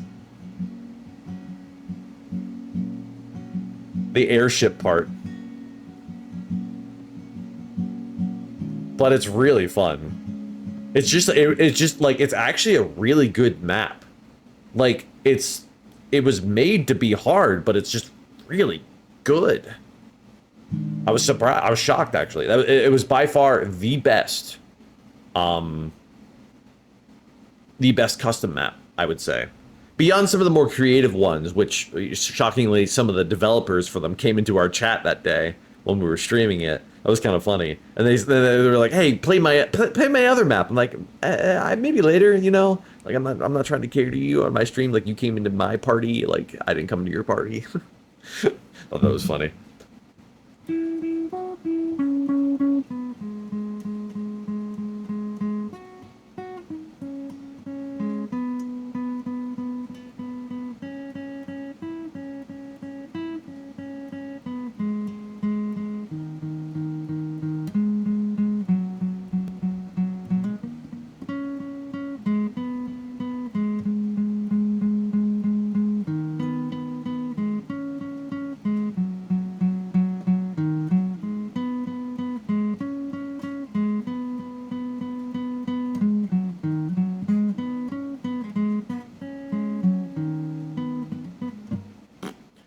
Hey, Rekson, hope you had a good day. I had an okay day. It was mid. But I hope you had a good day.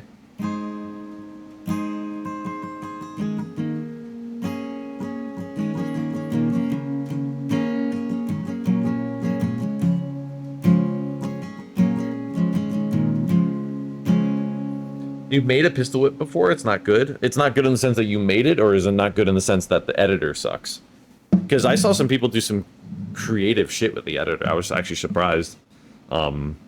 It's still limited, but like the amount of like hacks that you could put into it so far is pretty impressive.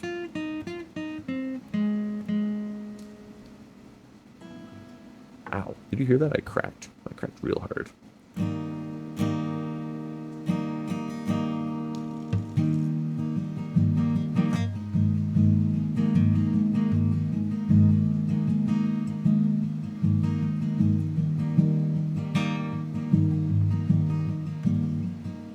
No, you're just bad at it.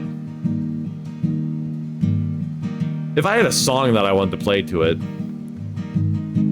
I'd be willing to give it a shot. But there's no song that I'm like just sitting around like going like, God, I would love to do that. Wait.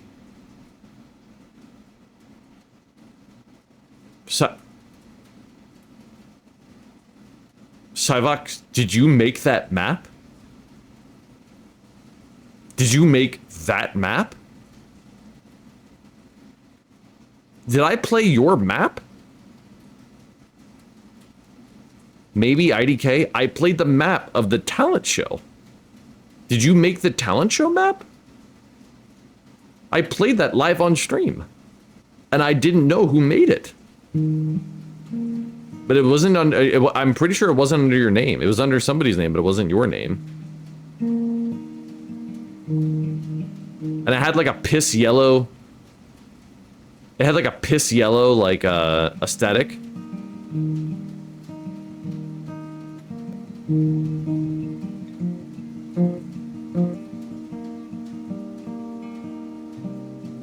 We were making fun of it the whole time. We made fun of that map so badly. Because not only did we make fun of the map, but the song itself was like messed up. The song got like screwed up because like the song was like slower. Might have been under my meta account name. If you're listen, there's only one Rekson song out there. If it's public and you made it, I've played it already on stream. Find it right now. I'd have to log in the pistol whip. I'd have to get in the VR.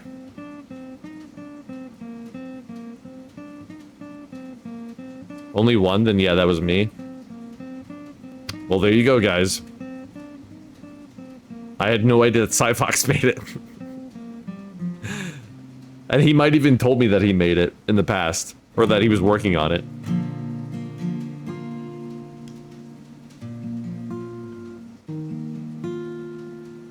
I was playing around with the editor with your song, didn't think you'd play it. Of course I did. We literally found it. We found it like frame zero too. I'm pretty sure somebody told me to play it the moment I started the stream, because like they like people were like itching for me to react to it, you know?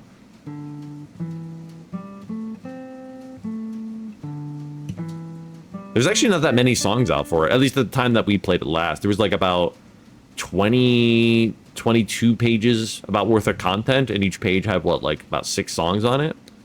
There really wasn't that much. It was like no more than 150 custom songs. I was kind of shocked. Maybe it's different now. Pistol Whip just released a new season, so hopefully they have more.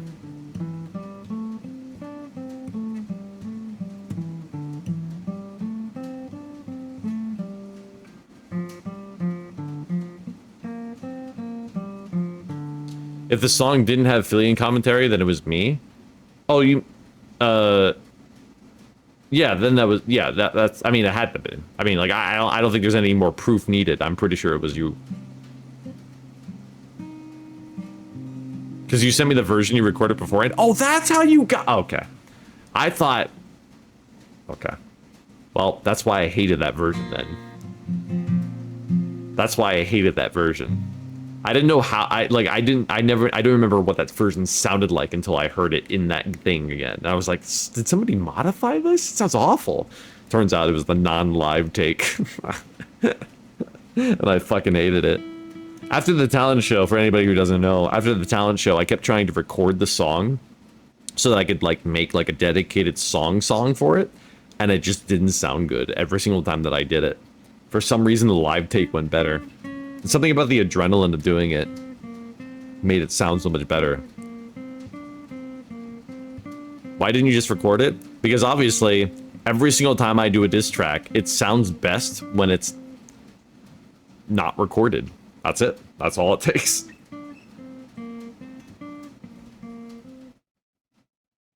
Hello? Hello? Am I still here? Okay, my power just went out. But I might not still... Okay. Fascinating. Every single light around my house just turned off.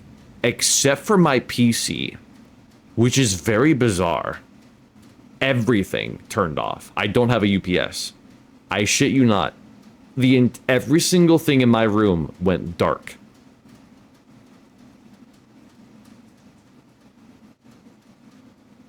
That was so weird.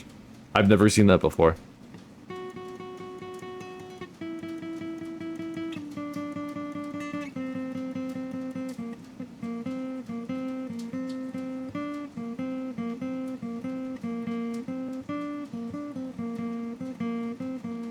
Check your DMs before the next BNS. What's BNS? Oh, Blade and Sorcery. Oh, yeah. I mean, I'll probably revisit the game at some point modded.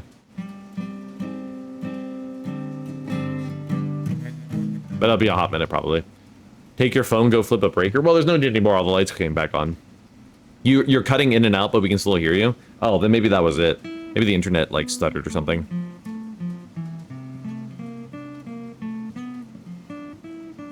That's so weird. That was like a single, like, stutter of, like, internet. Huh.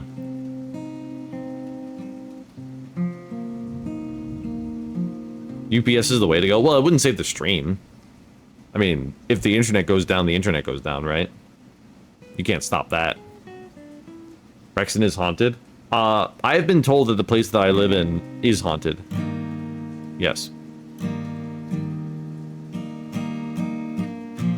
But I'm not really afraid of the dark, and I don't believe in ghosts, so it doesn't bother me. But like, I've had one girlfriend that slept over, who was superstitious, fucking hated going to the bathroom because they'd have to walk down a dark hallway to get there. They hated it.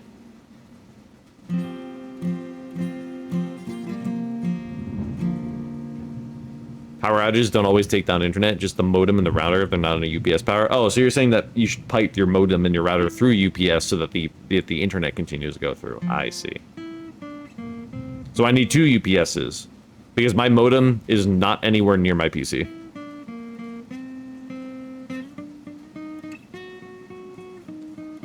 I had to pipe it through a window for reasons.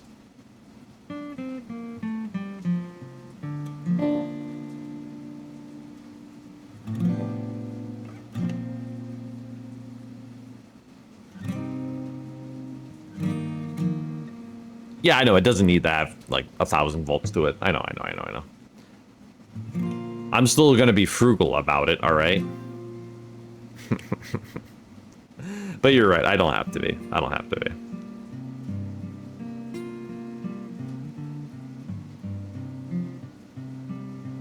Hopefully when I move, it doesn't matter anymore.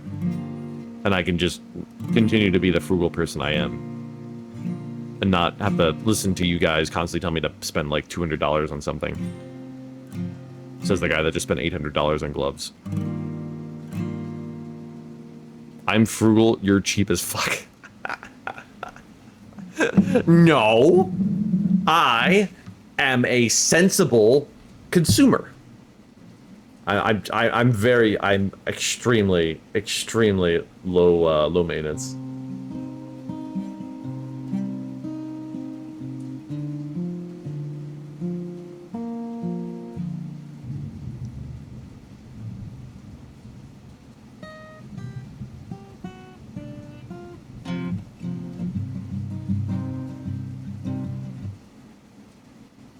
Wait, VR gloves, bro, give me sauce. This is my jam. Oh, I bought the Stretch Sense. The Stretch Sense gloves, the ones for VTubing. They interact with VMC. There's only like 2 brands out there that are worth it, and the other brand is twice as expensive and burns Zentrea's hands apparently. So I got these ones instead. Haven't tried them yet. Well, I've tried them on just to make sure they fit, but is that the one Phil uses? Yes. Yes. Yes.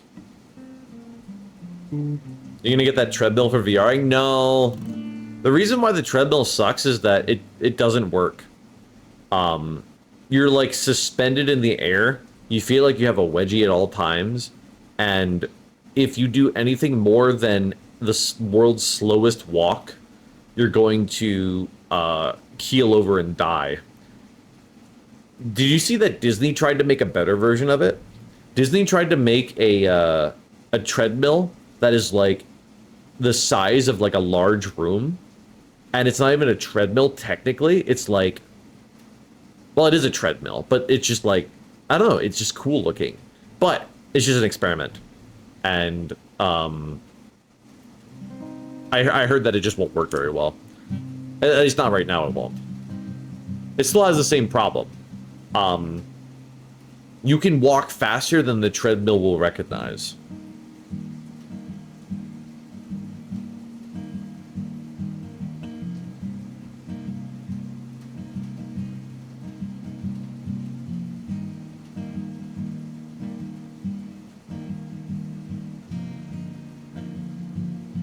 I'd rather buy, you know, of all the gimmicks out there, the next thing I legitimately want to get is a haptic suit.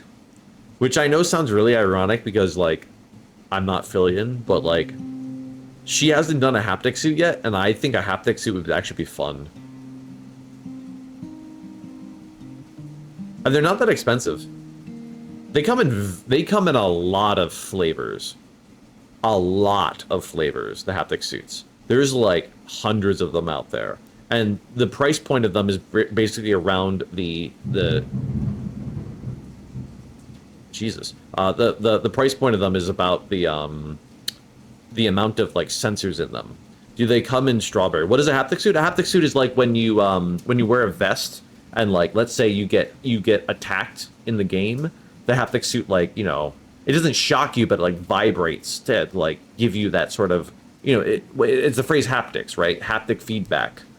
It's the same feeling that you get when your controller rumbles when you take damage in Elden Ring, you know?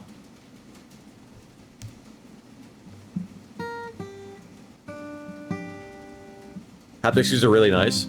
I haven't like seen anybody like no like you see all these streamers doing freaking doing what shock collar and stuff like that, but none of them have tried the haptic suits yet. Why is that? I mean, I get it, they don't hurt you as bad. Well, they don't really hurt you at all, they just give you a feeling, you know. I bet you'd like a shock collar. No, at least I don't think so. I have a very high tolerance for pain.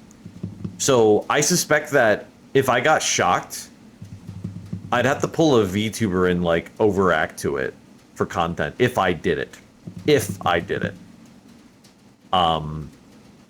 There are shock haptic suits though. I mean, don't get me wrong. I'd like to get a haptic suit that like works very well, if you know what I mean. Like it actually like isn't just a moderate rumble, you know. I'm not just buying a suit with a couple of the equivalents of like an Xbox controller's rumble inside of them, you know. The video people make on haptic suits come across as fake. I wouldn't be surprised. It's a niche market, so niche markets like that will have people like that. But it'd be nice to do some research and figure out what I actually want and see what the price point is, and maybe just do another sponsor stream around it, and then make some content out of it, you know. Rekson buying a haptic suit for the ultimate VRC ERP session. I would like to know what how to get the gloves into VRC, if possible. But I haven't figured that out yet, or if it even works. There's a lot of like experimental tech in VRC that doesn't really work well, but it always seems cool when it does. But it's like it's just a gimmick at that point. So yeah, like the haptics, for example, you know, or face tracking. Like a little while ago, before the Oculus Pro came out, face tracking was like it existed. It just sucked, and it didn't work. The full body one cost $14K. Christ. OWO VR haptic suit. They are pretty cool. I don't know what that means. Are they named that ironically or unironically? Dare I say? Are they named that because like they're meant for like sex or something?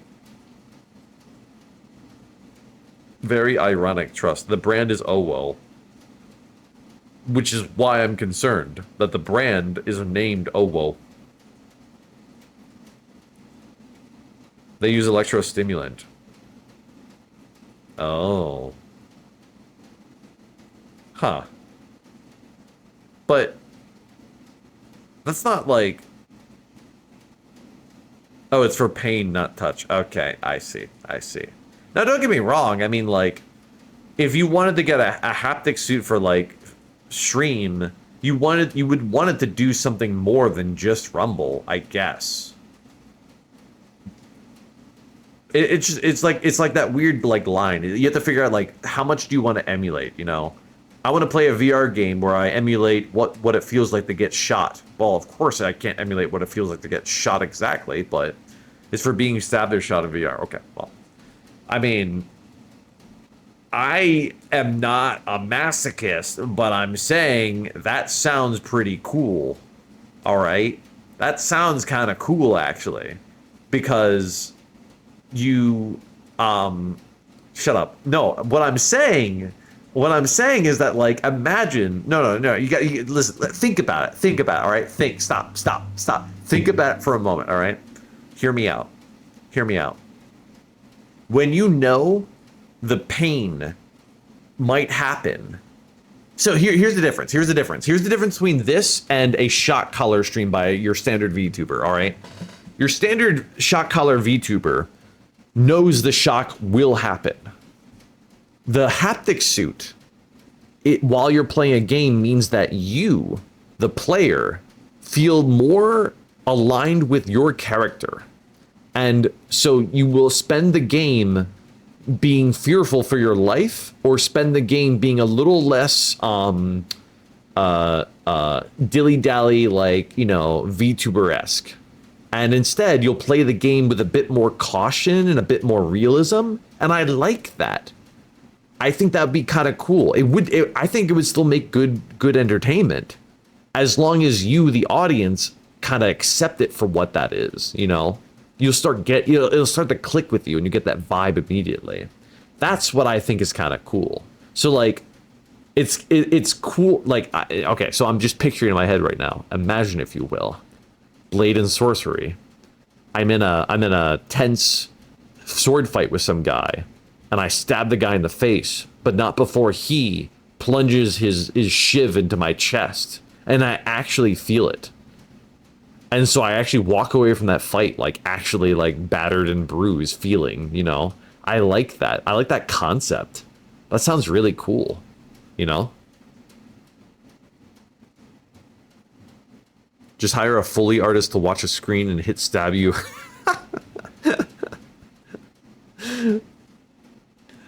Yeah, let me just go on Craigslist and get some dude to like come over to my place and just start like stabbing me, just watching my stream out of the corner of his eye.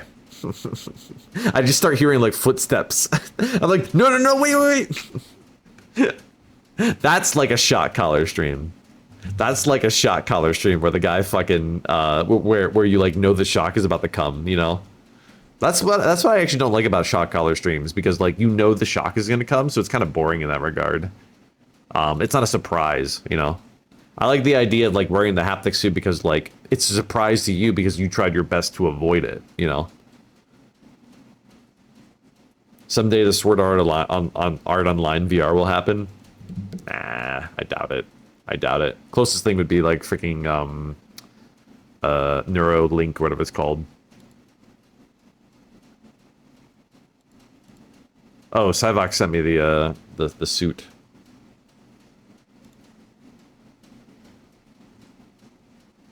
Oh, this one.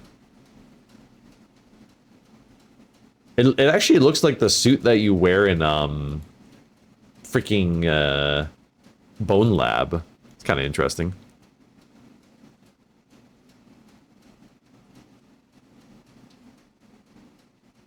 Yeah. Obviously, full body would be nice, but a man can dream. Then again, you don't necessarily want to get kicked in the crotch and feel it. How much does it cost? Wait, hold on.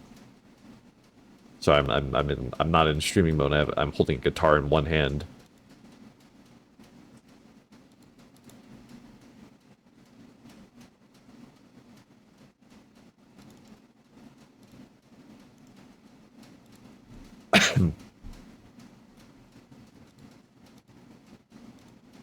$450 EUs? Wait, that's it? That's it? Am I dumb? That's cheaper than the gloves. Huh? That's half the cost of the gloves. What gloves did you get? The Stretch Sense gloves. They cost $800. It was made to be the budget consumer option. Well, I don't want the budget consumer option. But the irony here is that you're telling me that this is the one that shocks you. But is there a better version of that shocks you? Like, I want that, but I want that like in the best version available. Like $450 is not cheap, but I can clearly handle a sponsor that can like fund at least twice this cost, you know? It may cost more because of the size. I don't know, I'm like a medium, I guess. No, it didn't change the price.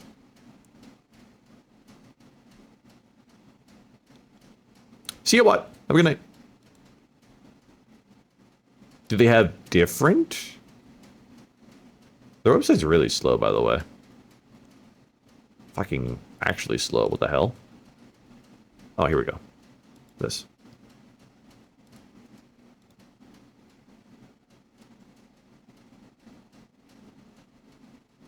Sensations. Can't stop the feeling. Before we had to rely on vision and hearing to create experience. Now, Ooh has created a system that allows us to use new sense. 30 different sensation. You couldn't even bother to pluralize it. Sensations library. Ball. All right, so the very first thing that they had on their agenda was make sure you get kicked in the balls. Okay. Axe, punch, dart, insect bite, dagger, shot, light abdominal wound. I see. I actually think I read on this previously.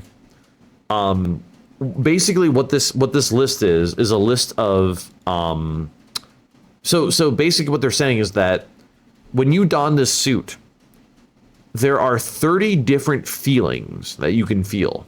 There are no other feelings besides these 30 feelings. And should a developer will it, a developer will construct a system that says this effect, when it affects you, will cause this effect according to your OWO suit.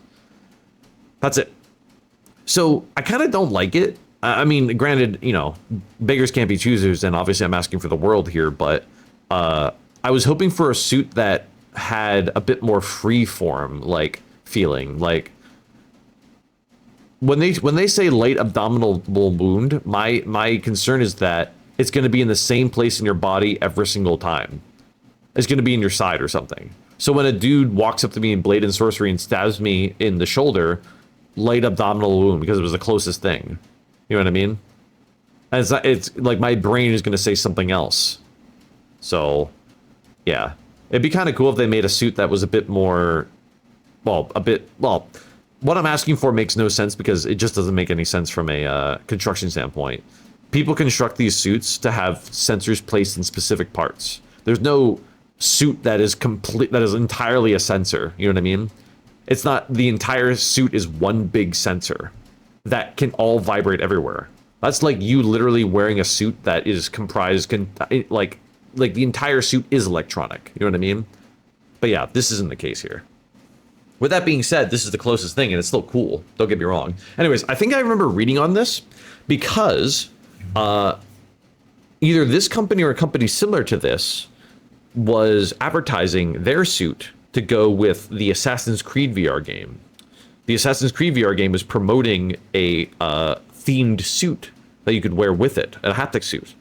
And it basically was promoting these exact same sensations. Well, maybe similar, but it's clear that all of the suits are doing the same thing. They are pre-programming.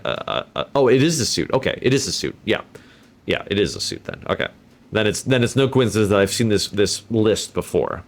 Yeah, this list was either appended to or was reiterated when Assassin's Creed was trying to discuss that and all the things that you could feel with it. So obviously, in Assassin's Creed, you're not going to exactly experience a shot, but you are going to experience a dagger, you know? It is weird though, right? Wait, hold on. It says dagger. Surely, question mark, that means that the suit actually has multiple points in which you can be daggered. Maybe I'm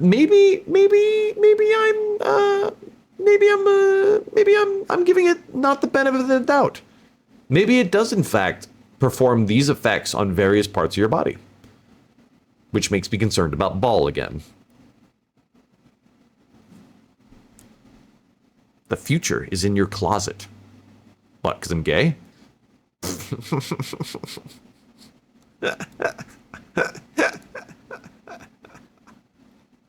It's so funny because, like, they're trying to sell you on this product, and this is the perfect photo for it, but it's just funny that this is the photo for it. It's still funny. It's still hilarious that, like, this is what they have to show you to sell you on their product. This is exactly what you're trying to sign up for. It's the most honest marketing I've ever seen. There's no way around it. This is what you want. She looks so empty. Well, she's acting. She's acting. My OWO app. Each body is different, and so you must calibrate the sensations. Yeah, makes sense. I hope that's not an actual photo from it. Don't mind my mouse going up and down, by the way. I have restless leg syndrome, so my leg is shaking, and so is my mouse. The weird thing about this photo, if this is real, is that, like, it's showing you that the only points are your mid elbow, your upper chest, your lower abdominal, and your lower back in 2 different places too. So I'm not sure. That's usually how they are. Okay. See, again, but like, you know, to my point, this was my major concern, is that like if somebody stabbed me in the upper shoulder, well, I can't feel it because it's not a point, you know. But this does cover a lot of the points. Like, I get it. Like, if somebody stabbed my avatar in the general chest area, I think my brain wouldn't have a problem knowing that you didn't stab me in the boob explicitly, you know. I think it combined two of the shocks to make it feel in between. Wait, that's actually really smart. That actually makes perfect sense. Except probably not the shoulders. If this image is accurate, I don't know why they wouldn't have the shoulders. It's kind of weird. Maybe because of the cloth. Maybe the cloth just can't fit the electronics in, and it's easier for the chest. It's a shame though. Like, I can see like shoulder working pretty well if like you imagine if like you're playing like Mirror's Edge, you know, VR, and you're doing parkour, and like your character like rolls over his shoulder, you know, during a fall, and you feel that. That'd be kind of sick, in my head. Technology.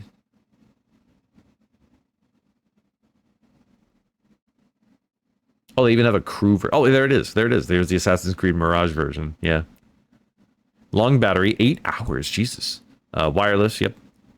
Uses Bluetooth. Hopefully it doesn't fuck up with Steam VR though. Because Steam VR fucking hates Bluetooth, and it runs on it. Multi-platform, adaptable, light, portable. What's in the box? Feel the game. EA.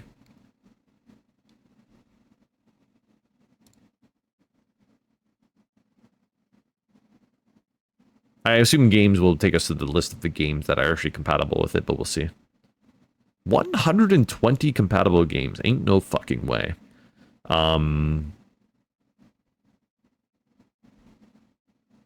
What screams to me? This definitely. Not that. This game, fucking atrocity. I forget if this is a horror game or not, but that'd be interesting. Content warning? What? Huh? Content warning has... Wait. It's not even... Whoa. Interesting. You would play content warning without VR. Okay, well, first of all, I'm surprised that content warning doesn't have a VR mod. Second of all, so they're advertising that you can... Oh, see, it's so funny. I kept thinking to myself that you wouldn't use this unless you were in VR. As it turns out, they're at least trying to convince you that's a decent idea. Lethal Company. No, I already have the butt plug. Vertigo 2. That would be kind of cool, because I really wanted to play this game. I heard this game is sick. Fortnite, no. League, no. Halo? No. Why? It has to be a VR game. Arizona Sunshine 2. I had a thought of playing this with Crumpet. That'd be kind of interesting. VR chat, yes. They call it a world integrator. Interesting. Why? It's a world thing and not an appy thing? Allows VR chat worlds utilizing Revo Forge and Sono VR Unity World Integration Package to integrate with the OO system. Interesting. So it's not based around your avatar. Which makes sense, I guess. No, I don't know. Maybe VR chat doesn't have like... No, VR chat has support for that. VR chat has support for like avatar interactions between two players. So I'm surprised that nobody's made a like like people can mess with your hair and stuff like that, right? So I'm surprised they didn't make something like that. Hence the ERP part. Maybe they made it and they're just not advertising here. That's actually quite possible. Super VR. Okay, Super Hot actually have it. Super Hot actually has it. Blade and Sorcery has it, which is fantastic. So I'm already sold. Half-Life Alyx has it. I wonder if it works for the mods. It probably does. Bone Lab has it. That's sick. Forest. Be kind of cool. Among Us, who cares? Until You Fall. I never played this game, but I've always been fascinated by it. Don't care, don't care. Don't know what this is. Don't know what that is. Don't know what that is. Well, I know what that is. It's prequel. Beat Saber. Interesting. Because you don't get... Ooh! They do have it. Okay. They actually... I'm shocked. Because they actually list some of the the first things that come to mind with VR games. And that's impressive. These are all racing, obviously. Racing is, I mean, all these sports games make up the majority of the list, but of course I don't play them. Alex would be a good test. If yeah, I mean, you're not wrong. Like, Alex would get me shot. I would get shot a lot in Alex. The next closest thing that I could think of that has me getting shot quite frequently would be something like Bone Lab, or Super Hot. But Super Hot, the whole name of the game is to not get shock. You know. Giggle Puck. What did you send me? Feel more with our VR haptics ready, simple and use. Enjoy head pats, belly rubs, or any sensation you can imagine. What? But how do you wear it? How do you wear this? Does the goopy end point on your body? So this part touches your body, right? And then, like, I think that's how it works. I think. Like, those things look like they would interact with you. Wear like a helmet for head pats. I think somebody else told me about this before. Giggle Spark. Experience the heartwarming affection of virtual cuddles at an irresistibly fortunate. Oh, it's a roller. That's so interesting. So I wonder if these all roll. The balls roll. So this thing rolls. Oh. I was wondering how they would, like, emulate feels, and that seems to be the solution here. Giggle Bank. What? Oh, it's a VR bank. Oh, they really gotta improve on their photos, dude. They need a photo that actually shows you, like, how you mount it. This is the strap pack, but there's nothing showing you how this connects to your body, and that kind of is weird. But then again, I feel like the people that use this probably don't want to be filmed. You know what I'm saying? It's kind of just, you know. You get to figure it out on your own, because ain't nobody gonna help you with that. Yeah, this website has a distinct lack. I'm like, wait, hold on. Giggle Puck Club testimonials. Wait a minute. I just got this new haptic Oh thing. God. It's not. Well, we can't see still because it's just a video of furries. I just got this new haptic thing. That's really cool. Happy Giggle Putt You get odors. the random hit pet. Someone comes up. Ah, I want one so bad. This video made me never to want one of these. Ridiculously well made. Thought they were It looks cool really until good. now. This is Again, Great for disgusting. immersion, great for phantom sense, and phantom sense is great I for agree. immersion. These people came to this website Brain and they control, clicked on this video, comforting, soothing, just and then they relaxing. seemed shocked when they found out what it actually was I love this. Somebody give me. and what it was for. I love this thing. That's crazy. The feet is working. The foot is working. Oh my Anyways. God! Let me turn it up. Yeah, I'm pretty sure I heard about this before. It never really crossed my mind. Again, this is fun content. $100 for a unique stream. I'd do it. Billion should do it. Tesla suit. Tesla suit. Holy ass! They really wanted to show her butt. Frame zero, huh? Oh, sorry, I was looking at it because it opens in Chrome for me by default. Just butt. Literally just frame zero. My God, that man must not have a dick. Order for $1,300. Yeah, that's the thing about it. Like, it's crazy because we jumped from $450 to $1,300, but you know that upgrade is minor, right? And not only is that upgrade minor, but this doesn't support the stuff. you know? It doesn't support the games and stuff like that, you know? Scroll down. Okay, so it uses EMS to simulate all this stuff. It can interact with that. 80 channels, a current of up to 150. Jesus Christ. Wide range of haptic sensations, I see. So they're going for front abdominal. Interestingly, they avoided the back this time, unlike the OO suit. Motion capture. It's funny. The demographic for this suit is what is the demographic for this suit? Because I'm looking at this and I realize that this is probably the main selling point. But at that point, why wouldn't you just buy a mocap suit? Because who wants to experience this? Who? Who is the target audience here? Nobody. Masochistic VTubers. That's about it. It's a gimmick. And that's probably why nobody's made it before. Code Miko, I guess. Furries? Well, that's the thing that I'm questioning now is like, what's the integration for it? You know?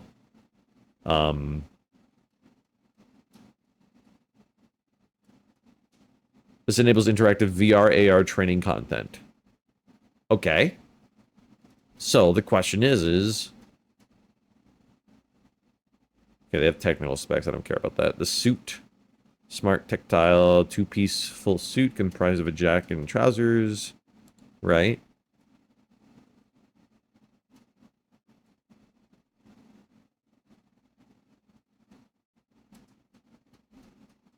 Medical edition. Now, they're obviously not losing any money because they make these things to order, no doubt. But I think it's still interesting. Ultimate driving simulator. It's just so gimmicky. It's just a gimmick. And I'm like... it's funny. It's like almost like a throwback to the Minecraft conversation. People will only use things if there's a reason to use them, and then people will add on to that, right? Well, if nobody's buying this, nobody's going to add on to it, so nobody's going to bother making integrations with, you know, the Tesla suit, because nobody's buying it. Nobody's spending $300 on it, or sorry, $1,300. Software, control center, studio, SDK, FES. Try our products in action. Download ready-made demo application and explore the possibility of Tesla suit. Software demo kit for F121. Software demo kit for CSGO. Haptic animation software kit adding the real-time shooting reactions based on in-game events for Half-Life Alyx. So it's like, again, they don't like it being, so this is kind of like this was the initial issue, but then Steam actually solved the issue with VR. The issue with VR was that like you needed to create, this is the same issue with consoles too. You need to create a, like, the first maker of the first console that started using triggers for its controller needed to come up with a universal solution, because somebody else would beat them to it if they didn't. In the case of haptic suits, somebody needs to, like a conglomeration needs to be made so that a bunch of people agree to make the same type of suit, just with extensible options in it.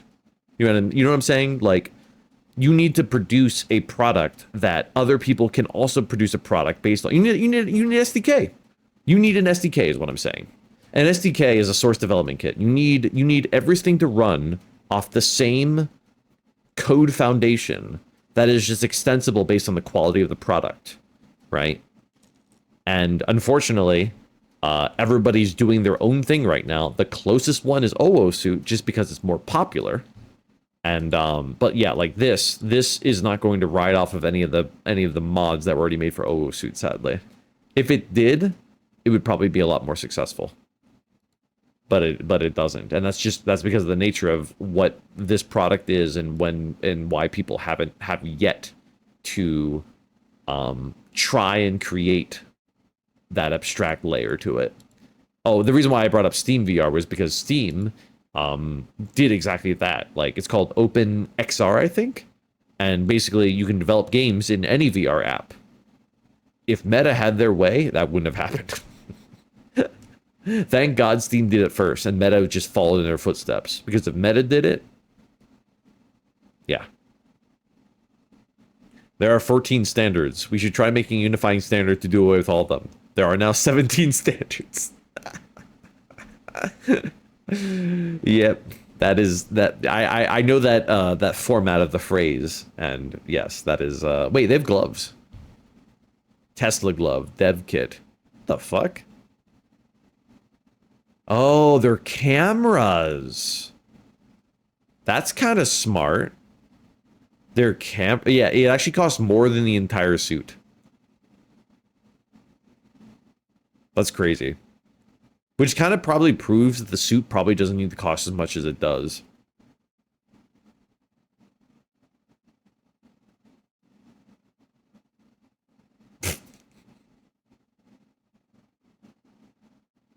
It is a cool approach to the problem, though. You'll notice that unlike other suits which predict your hand movements based on flex, these ones are clearly just saying, fuck that noise. I'm going to literally take pictures of your fingies.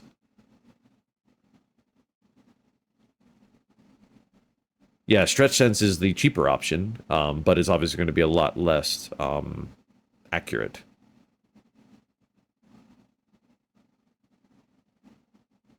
Oh, and it has tactile simulation.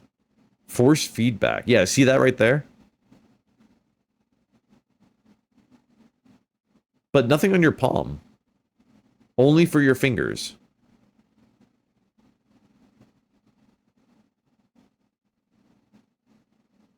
Vibration effect, spatial effect, resistance effect. Resistance?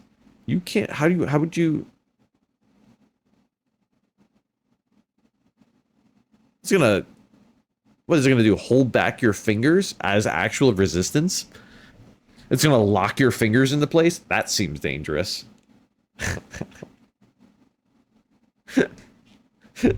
I remember, you could buy a car. That is true. You could... It's always so fun to look at technology and the size of it, and then reminding yourself that the size of this thing, you could put this side by side with a car, and chances are this is still more expensive than that car. The fascinating thing is that, like, I remember I brought my Quest over to my father's one day, and I got him to try it. And he kept asking me all these questions about, like, what he can and can't do in VR. And at one point he asked, like, you know, do they make VR where when I grab a box I can feel the weight of it? And I said, think about what you just asked for. I know it sounds cool, but think about it realistically. Think about all the dangers that are present with that. You would need some sort of tool that actually holds your body back, either via electrostimulation or legit just weight. It'll never happen, even when you want it to happen.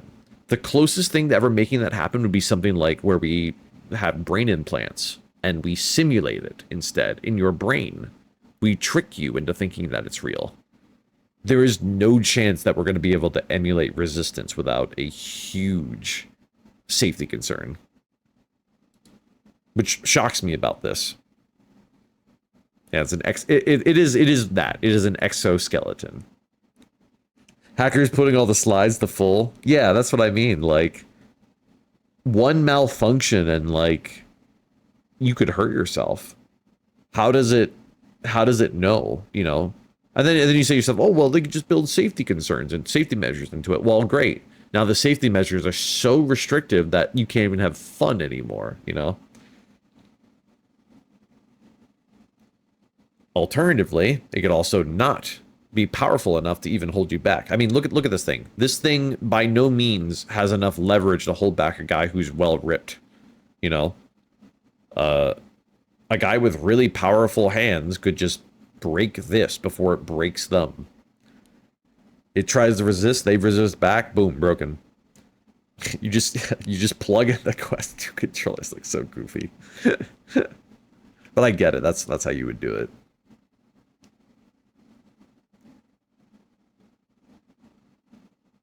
I do get the medical intrigue with this stuff. And hospitals are made of money, so I'm sure they could afford it.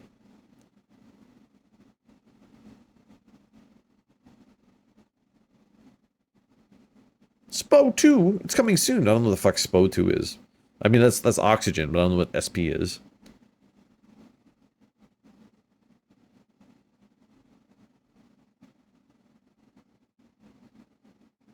Huh. I have the software downloaded for stress since I haven't yet to test it. I was hoping to test this weekend, but I don't know if I'll have time yet. To figure that out later. Michael Reeves used something similar to control people for boxing? What? Oh. It's like, oh, okay, alright. It's sort of like what Uwu's lab did, where it was like electrostimulation to like control somebody's muscle movements. But it always ends up looking really jank. And again, it's like a major health concern. Major. Like you could freeze somebody in place and they're just paralyzed for the rest of their life. I know it sounds extreme, but like again, like you have to take precautions with that stuff, you know. It also looks painful. Of course it is. You're going for, this is exoskeletons. Of course it's going to be painful. It's always funny to see like how we keep making, like we can make, like people look at Ready Player One and they keep saying I want that, but then they forget that like the reason why we don't have Ready Player One is because if we did have it, a lot of people would be vastly injured. It just makes zero sense. Maybe we'll just get past it. Maybe we'll just start to say, hey, c'est la vie, and people can just get injured when they buy stuff now. But I feel like, especially in today's world, people are too lawsuit happy to not do that. Ready Player One is also a dystopian world. Well, so it's real life then, you know? Philly would be in a wheelchair? True. Nah, she could take it. Nah, she's got endurance. She'd probably be back for more. I've used it at low power. It's because you hold your muscles without causing pain. But it's still like pauses you, right? It still like holds you in place. Like the human body is easily manipulatable using freaking electricity. I want us to have SAO full dive stuff instead of player running one stuff. And that's, to me, that's what I think we actually, like human beings should actually go for. Physical simulations like this just will never work. But the one thing that doesn't hurt us is our dreams. So if there's a way, like, you know, we already have like people saying like, oh, they can read your dreams and stuff like that. Well, they can't visually read them, but like it'd be sick if we actually reach that point, you know, and then we can start controlling people's dreams and stuff like that. Didn't I tell you guys about that crazy dream I had? The one where I dreamed that I was in a dream that was advertising a game to me. And when I woke up in like a lab where a whole bunch of people were celebrating that it actually worked. And like I was like the test subject in like the dawn of a new era of like mental advertisement. It was a cool dream and freaky at the same time because you know that's real. You ever seen the Futurama episode where they do that? Where they advertise to you in your dreams? And they advertise to Fry a new brand of underwear in his dreams? That wasn't a dream, monkas. Wait, hold on. Fry advertisement dream. I forget what episode it was. I should probably type in Futurama.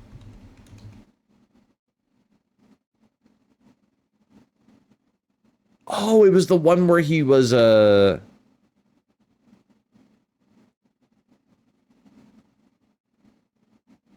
that's right. Okay, I remember.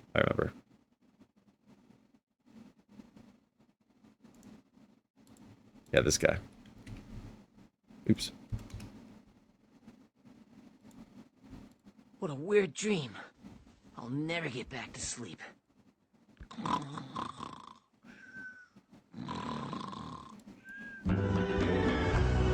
So you're telling me they broadcast commercials into people's dreams? Of course. But how is that possible? It's very simple. The ad gets into your brain just like this liquid gets into this egg. Wait, they didn't show it. Hang on. They didn't show the dream. What? I can't find the episode with the dream. I legitimately saw a thumbnail and I was like, oh, that's definitely... Oh, here it is, here it is, here it is. Wait, hopefully this one works. And milk cartons and t-shirts and bananas and written on the sky. But not in dreams. No siree. Good morning, class. I trust you've all prepared for today's final exam. Excuse me, I missed a few lectures. What subject is this? Ancient Egyptian algebra. Oh, what a nightmare! Mr. Fry, are those your underpants? Young man, I think it's time you learned a lesson about Lightspeed brand briefs. Lightspeed fits today's active lifestyle, whether you're on the job or having fun. Lightspeed briefs, style and comfort for the discriminating crotch. Oh, what a weird dream. The McDonald's Corporation just had... So this this short was made, and this text was made because there was this was a viral time where a company patented a possible way to advertise to people in their dreams. Yeah, this was a thing. The reason why this short was made, because it was based around the fact that Futurama predicted something that actually did happen. Granted, nothing actually came of it, but there are people working behind the scenes to try to make that actually happen, and it's wild. I mean but again, to me, that's where the future should take it. You know, if I get paid to run ads in my own dream, that would be epic. I disagree, because you could be stuck in a dream for 8 hours and you'll be exhausted. You ever have a really long dream and then you woke up from it and you feel exhausted because the dream was so long? I have that all the time. I have ads at the fucking gas pump. Yeah, but if you dream ads, that's a whole other affair. Yeah, sure, 8 hours of your life passed, but 8 hours of your brain power has passed. Brain that did not sleep properly, you know?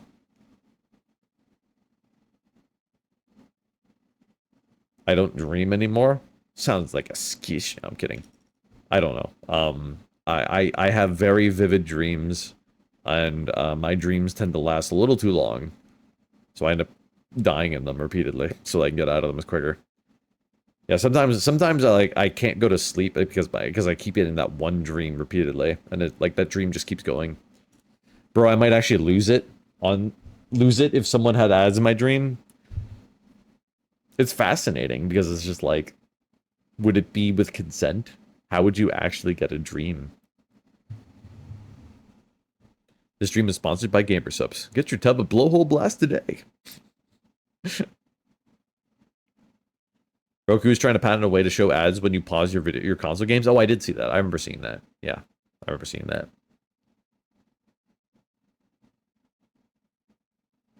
It would be interesting.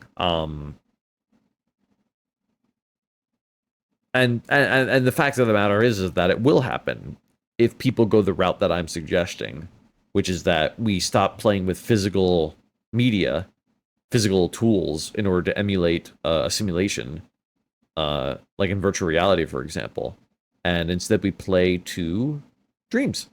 We play to your brain capabilities, right? The second best thing would be Neuralink, but Neuralink is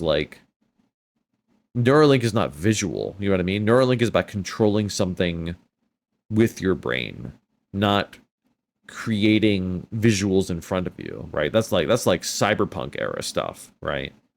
Where you're actually like putting like a screen that only you can see in front of your face, you know, because like you have biometrics in your eyes or something like that. That gets in a whole other can of worms. But I think Cyberpunk also predicted some of the time to Chrome the frick up. Yeah. I truly do fear although I don't suspect that any of us will be alive to tell the tale, the era of when cyberpunk comes to life. I think that cyberpunk will come to life, and there will be a lot of money in it. There will be tons of people seeking bodily changes. It will be highly unregulated. The government won't know how to pursue it. The government will use it as well, and the military will use it, and that'll be everything. We will go through an era where human beings will evolve using cybernetics in our bodies, and it will be the norm. And that freaks me out as a guy who hates needles. Gotta get that shawarma cooking, Crow.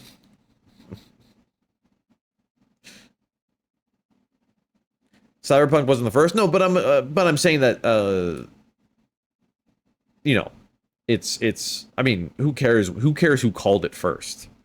I'm just pointing out that the lifestyle that those are showing, you know. It's freaky. Technology is scary in that regard. Yeah, everybody's always afraid of AI, but I'm frankly afraid of cybered up humans, you know. I think that's more scarier than anything AI could produce. I think AI is a pushover. I don't think AI will ever be anything more than a pushover. We keep making movies about like rampant AI and stuff like that. Like the latest, I saw the latest Mission Impossible that is about an AI, and it's so bad. We just need full dive technology for entertainment purposes. But so tie back to what I was saying earlier, right, about the dream thing, which is like full dive, right? At the end of the day, remember that no matter where you go in life, advertisers will be right there with you. Somewhere, somehow, there will always be an advertiser trying to make money off of whatever you think is cool. So, one day, we may have full dive tech. And you can rest assured that when you're in that tech, there will be some guy advertising a pair of underwear to you. And rest assured as well that that ad will be even more catered to you than ever. Because one thing that will grow along with tech is analytics. And the way that we identify exactly what you need in your life. If you think ads are really accurate now, wait until you see them in 20 years. If you think it's weird that on Facebook, you saw a side panel for something that you were talking to your friends verbally about a day ago, wait until you see what happens in 20 years. You know what I mean? We were fucking around with AI and Tippy Stream, and it's basically just useful for memes. Yeah.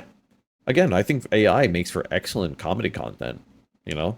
Same reason why we want to build the card game, VTuber Tactics, with AI as a primary like facet of it. We want to remind you that this thing is powered by AI. We want to remind you that this thing is using AI, and it's all for the sake of comedy. Every single social justice warrior that might come into it and be like, I can't believe you didn't pay 100 million artists $5,000 each to make art for this. I'm like, bro, you ever laugh once in your life? They don't get that. They don't get the comedy aspect. But then again, it's artists, and they're feeling threatened by AI, I guess. Remember hearing a story about how someone finding out about their daughter was pregnant because of ads? I'm not surprised. I'm not surprised. I've seen how what kind of people you hire to study patterns, and you get this marketing data, you study the patterns within it, and you can predict what that person will do next. What's the name of that one movie with Tom Cruise, where he's a future cop, where he like arrests people before they commit a murder, and then he finds out that he's going to commit a murder, and then he's like, no, it's not going to happen. That is another thing that got predicted. Yeah, Minority Report. Thank you. Yes, Minority Report. That is another thing that is literally happening right now, and people forget. People don't realize it. It's happening behind the scenes every day. Every time you unwillingly give your information to a bank, or you accept cookies on a website, there's a profile of you somewhere out there. It may not be just for you. It may not say your name, but it'll definitely align you with 1,000 other people just like you. You know what's really ironic about that? I feel like nobody's ever used them yet to construct dating apps. And I feel like if you know that much about a person, you would easily be able to help find them their soulmate. You would easily be able to help them find somebody of their preferred gender who is literally their soulmate. Well, if you believe in that anyways. I personally am a fan of opposites attract, but they do exact opposite. That'd be kind of cool. As somebody who it'd be funny if it said Philly versus soulmate. Stop.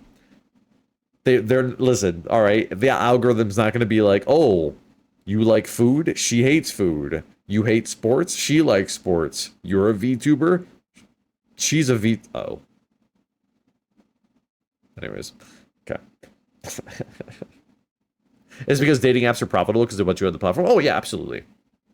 Yeah. A dating app makes no money if you find your soulmate. Right? The whole point of dating apps is, well, like everything else, it's not, its goal isn't to get you in a date. Its goal is to make money and then get you in a date. So a dating app is not there to find you a quick match, because then you're out and you're gone, you know? Tinder thrives on you being there, so it's their best interest to make sure you never find your soulmate. Trust me, I know that, because I've been on Tinder, and I have, I at some point, I reached a point on Tinder where, oh, see ya, Duck, have a good night. At some point on Tinder, and on Bumble, and on Plenty of Fish. Actually, Plenty of Fish is the only website where I actually got swiped left it on, which, or whatever the one is where somebody like takes you. Actually, I'm pretty sure I worked my way around it. Like, I'm pretty sure I just messaged somebody directly and didn't even do the swiping thing. But I reached a point where I thought that maybe Tinder wasn't working for me and Bumble, so I just started swiping on everybody. I started saying, I'll accept anybody. Every time that something came up, I started swiping to it. And I still made no matches. So I was under the impression that either A, it was broken, or B, the website was built around the idea of trying to get you to pay. Because I was thoroughly convinced that it wasn't me and my picture and my profile. There's just no way. I've dated women already. They found me somehow attractive visually. Is that how you got the idea for Bottoms Up? No. Well, there was no inspiration for Bottoms Up beyond just like, I know what Tinder is, you know? No, the inspiration had nothing to do with like me, my personal experiences with it. No. Bumble has a pay to win feature. Oh yeah, that is true. I also hate the fact that Bumble is like pro-female. It's weird. Bumble's like, oh, the girl gets the decision. I'm like, what? Huh? Why can't it just be mutual? Or better yet, why can't it be gender agnostic? Oh, they changed it? Okay, then it's been a hot minute. It's been a hot minute. Never mind then. It's been a minute since I've clearly used it. I thought that was sexist before. I thought it was actually sexist. But a friend of mine told me to start using Bumble, so I started using Bumble. And I used it because they told me that the people there were better. They weren't freaks like on Tinder. The pictures look nice, but I guarantee you half those people weren't real. Rekson, get on Grindr, you will find a match. I don't think so. You think that the people that are on the website that want to bang somebody are less picky? I think they're more picky. They gotta look at you in the face when they're doing you.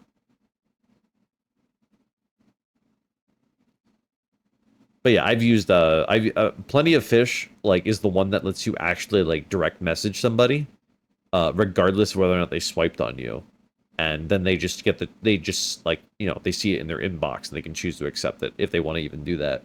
And I'm pretty sure that's how I actually met with somebody in Plenty of Fish. Rekson, use farmers only. You will find more horse girls that way. I'm good. I'm good. I don't even know what my type is anymore, honestly. I need a girl that likes my style of music and wants to go to concerts with me. That's about it. I just need an adventurous person.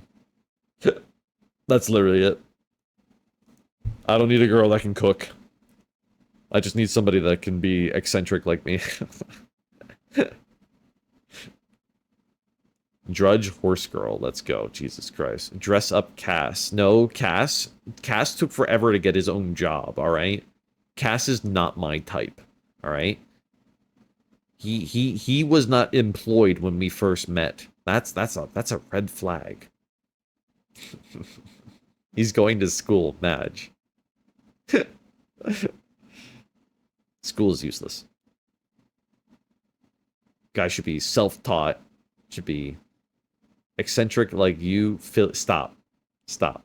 Stop. Stop. Stop. Stop. Stop. Be careful saying that, Rekson. It makes you sound like you want to date Fillion. Lol. What did I say? I didn't say anything except I want a girl who is eccentric like me, who wants to go out to concerts and adventures. If that sounds like the one girl, there is greater than one girl in life that can do that and can't cook. No. What I meant by can't cook is I meant to say that they don't have to know how to cook. They don't have to know.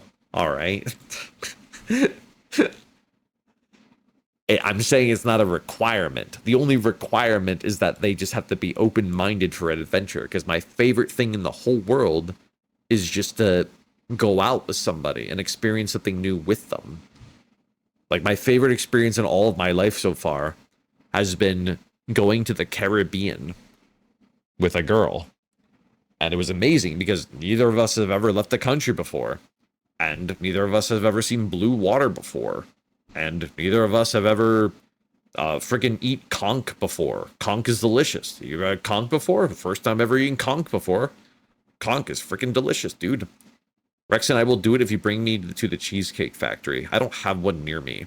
But my god.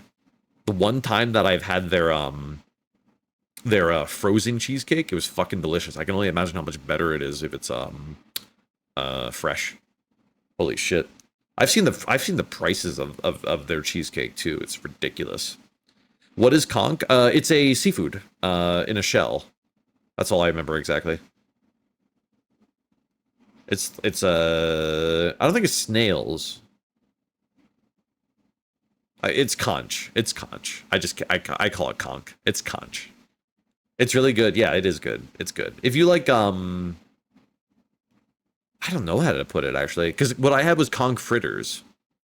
Conch fritters are kind of like hush puppies. That's how they sell it in the Caribbean. As fritters, generally speaking.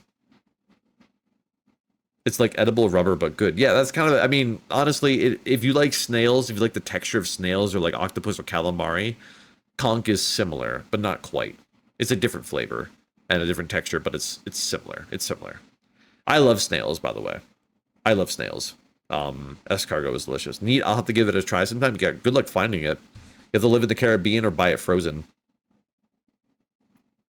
You can like some grocery stores actually sell it frozen and then you can prepare it yourself, but it's not exactly a American staple, you know, that you can find in every household. You can get it in the Northeast. Not that I know of. At least not, I don't know any place like that. I'd love to. But again, surrounded by Mexican food. Mexican food doesn't exactly involve a lot of seafood, sadly. Except for shrimp.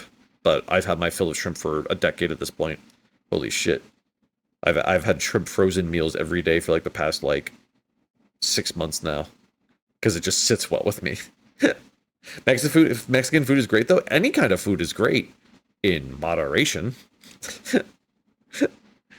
As a person who enjoys a diverse palate, I personally really need to try something else now. I'd love to go to a area that is a bit more of a what do they call it? A melting pot, right? A melting pot of various cuisines.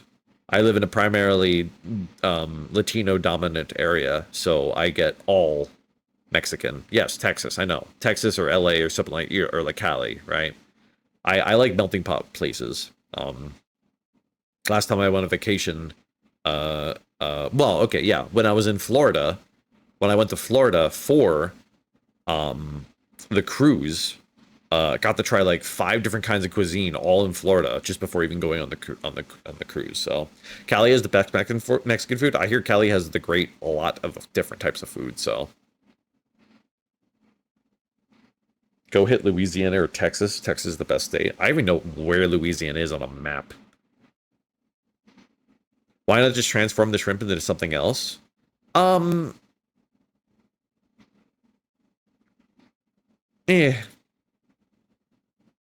then I have to cook. Oh, I should have clarified. Every time that I've been having shrimp has been frozen dinners, like just microwave it. Shrimp actually freezes really well. I'm surprised, but I just do that out of convenience. Tampa, Florida is really good for a wide range of foods. I'm pretty sure that's where I went to for the cruise. I'm pretty sure that we were docked in Tampa. I'm almost positive. Can't really think of what other dockside areas there are besides Tampa. What's the area that... Oh, Orlando is where Disney is, right? North Texas is at Austin. Sucks. Don't believe the streamers. I mean, you know why the streamers went there, because they were already rich and they went there so they could make more money, because Texas has very low cost of living and taxes. So it's not that it sucks, it's that the state is great for money purposes. Yeah. New Orleans is a great place for the melting pot. Anybody ever watch Man vs. Food with Adam Richman? I used to pirate episodes of that and then watch them. And there was one time when he went to New Orleans and he went to some restaurant in New Orleans where the food challenge dude. Yes, that guy. Yeah. As opposed to the new one. I understand the show's still happening, but they have a different dude now that just doesn't have the same personality as Adam Richman does. But anyways, so I was really like that show always inspired me to travel for food, even though that's a terrible reason to travel in my head. But he went to New Orleans and he got some sort of shrimp dish, and it was called like shrimp butter or something like that. And it was just shrimp so cooked in butter that they didn't deshell the shrimp. And they encourage you to eat the shrimp with the shell on, because the butter gets between the shell and the shrimp, and by trapping it in there, it's worth eating it with the shell on. And so he tried it, and he was shocked at how good it was. He was shocked. And I really wanted to go to that restaurant specifically. But that meant that I had to travel to New Orleans. I'm taking the shell off, I'm sorry. That's fine. Apparently it is edible. It is edible. And it apparently has some, it has some health benefits, supposedly. Same thing with eating the freaking peel of the banana, but dude, did you know that if you're wasting the peel of banana, you're missing on some good fiber? Huh? I had to go to New Orleans for the seafood and jazz. I fucking hate jazz. Contrary to the common internet meme, I fucking hate jazz. And the reason why I hate jazz is because my family has a history in jazz. I come from a family of artists, I guess. And they have a strong history in jazz, and I fucking hate jazz. Because we went to a lot of jazz concerts. A lot of them. Cyvox, shut the fuck up. Yeah, Cyvox just likes to... whenever he sees an opportunity to mention penis, he does, you know? It doesn't matter how, you know? He'll just find a way. I know. I love that penis stuff.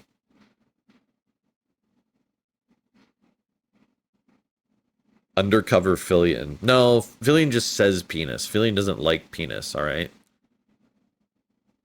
She's gay. Any places internationally you've been or want to go to? Well, I've only ever traveled outside the country twice. Once to Mexico for a cruise, and a second time to the Caribbean for a cruise. I want to go to Iceland. I want to see the Aurora Borealis. And I'd like to do so before I get old. So, that's what I'd like to do. The problem is that most of my friends are just gamers. In fact, 100% of my friends are just gamers. My IRL friends don't want to go, and I was hoping to like go on like a whole like wanderlust tour with my last girlfriend, and we stopped and started with the Caribbean. She literally dumped me. Literally, the last time I saw her was after the cruise. I think I told that story before. The last time I saw her was at the airport. That's crazy. But yeah, like we like I remember like stepping off of that. I was like, okay, next adventure. Take Miss Deli. I don't know if I want to blend my streaming life and my IRL life yet. But I thought about it. I've thought about it. A lot of streamers do that. I like anytime that I see like, you know, what is it, like Numi like goes on a skiing trip with like Bao and people, and I'm like jealous of it. Like that sounds sick. Make Philly and go outside. That would require you're missing the second step, or the first step, which is make Philly and see another human being. She's too focused on making content, dude.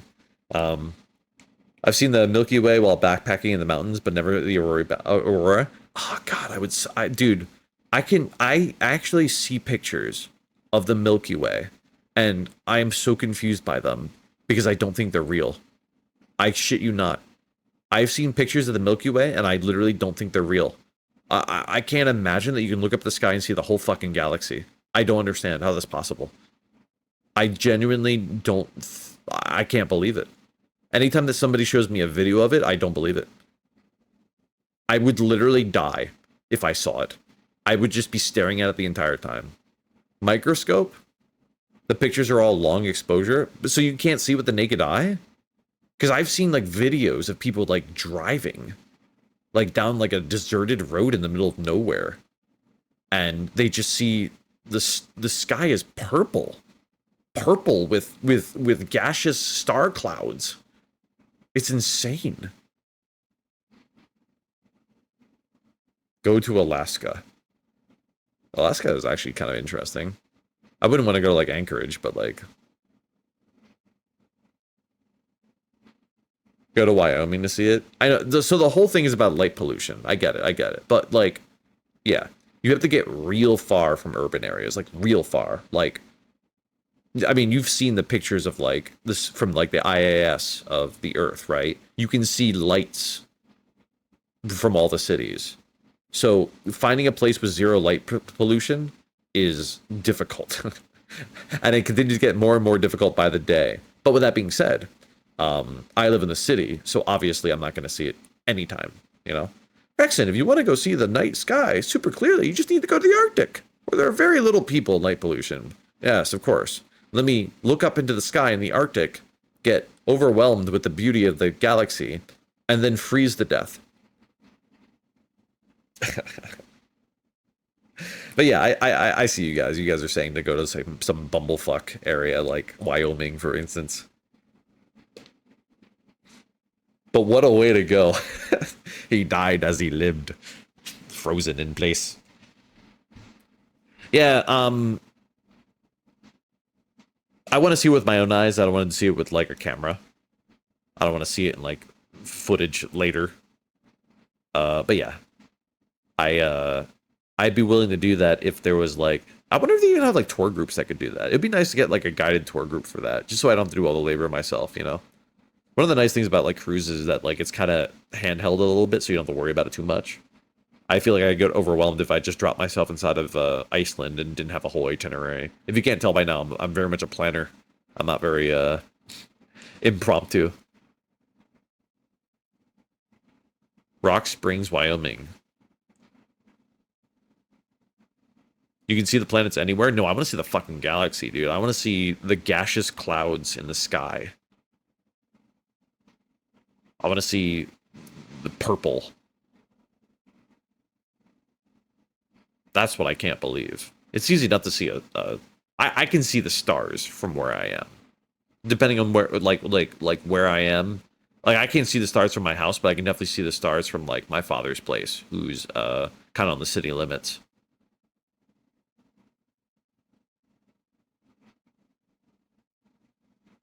You like planning trips? So do I, because my anxiety requires me to. Like places that say you can't have lights on during a certain time. What kind of like HOA kind of shit is that?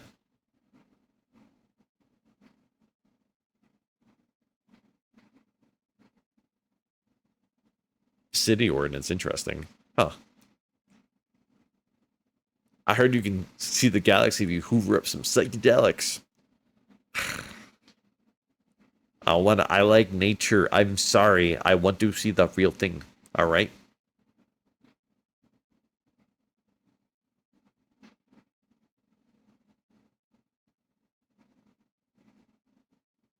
I'm like that dangerous like guy. I'm like that guy that like doesn't check for bears. And we'll just go to like a national park and like get lost in the at night in it and just get mauled by a bear the next day. Pretty sure I almost encountered a bear one of the last times that I went on a hike.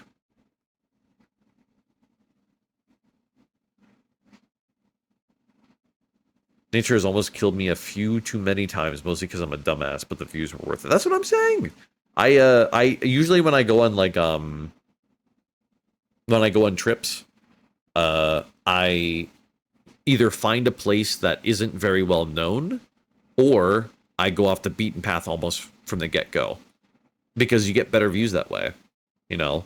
Sometimes, like nowadays, like everything is just a tourist attraction, so like they have like guardrails up and like, you know, signs directing you this way and stuff like that. But honestly, sometimes you get the best angles when you're taking photographs by not following the directions.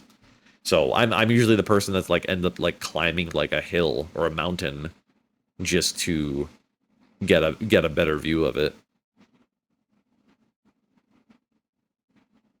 I encounter so many bears. Oh god. Yeah, I don't own bear spray. I feel like I should have that on hand at all times.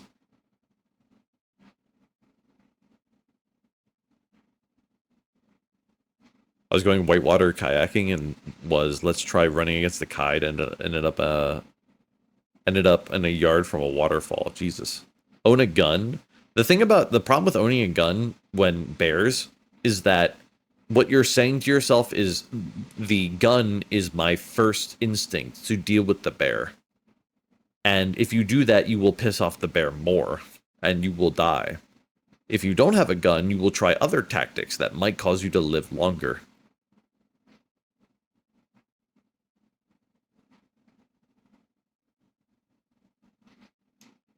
Colorado is good to get lost and see cool things. A friend of mine visits a friend of his every year in Colorado Springs, I think it's called. And he says it's like the greatest place in the world. It's like super cool. Less bears, more salmon for me. All right, I'm just picturing Cyvox for some reason now, like in a river, just catching salmon with his arms, biting its head off every time that he catches one. I would feel bad killing a bear. I'm gonna try bear meat. I think bear probably tastes good.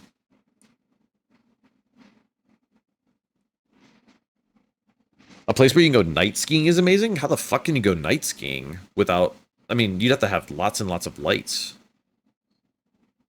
Snake tastes good? I never had snake. I always wanted to. I heard it tastes like dark meat chicken. Oily, dark. That kind of, like, fatty texture. I could be wrong, though. Or maybe I'm confusing with alligator, because I had alligator last year. I had alligator for the first time, and it was mid. They charged me like $14 for an alligator kebab, and it was like 6 pieces of alligator on it. It fucking sucked.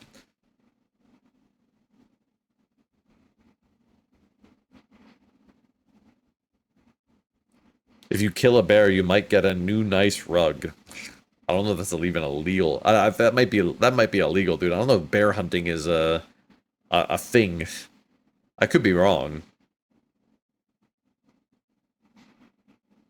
Kebab? Nah, bro, you fry gator?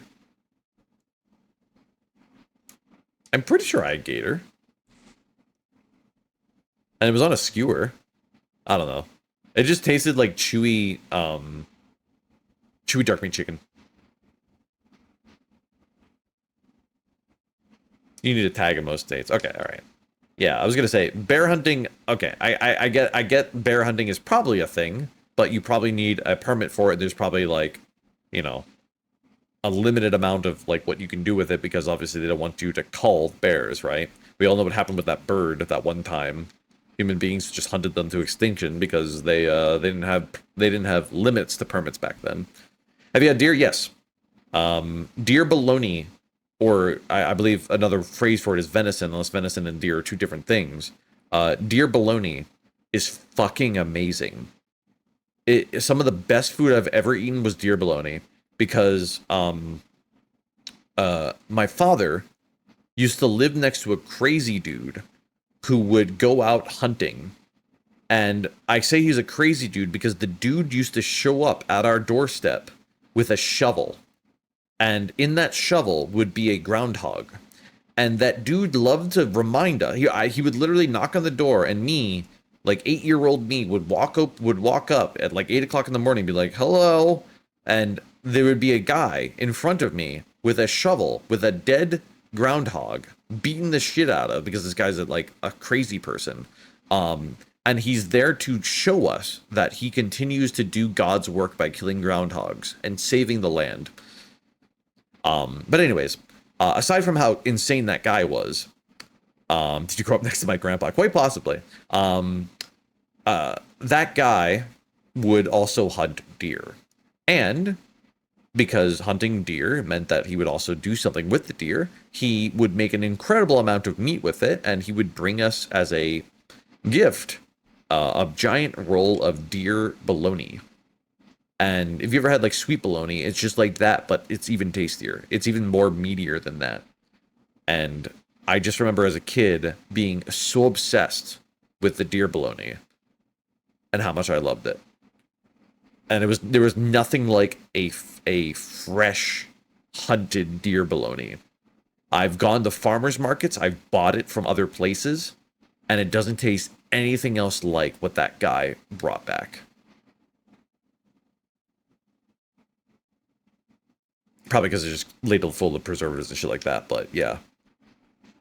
If you like jerky, have you seen Mountain America Jerky website? No, I haven't, but I don't like jerky.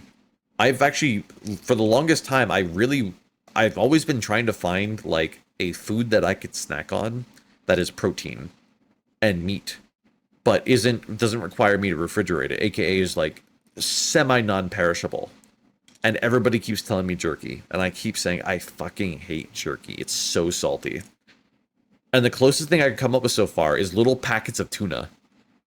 You know those little packets of tuna that cost like $1 that like come with a little fork inside of them, and you're supposed to take them on like camping trips?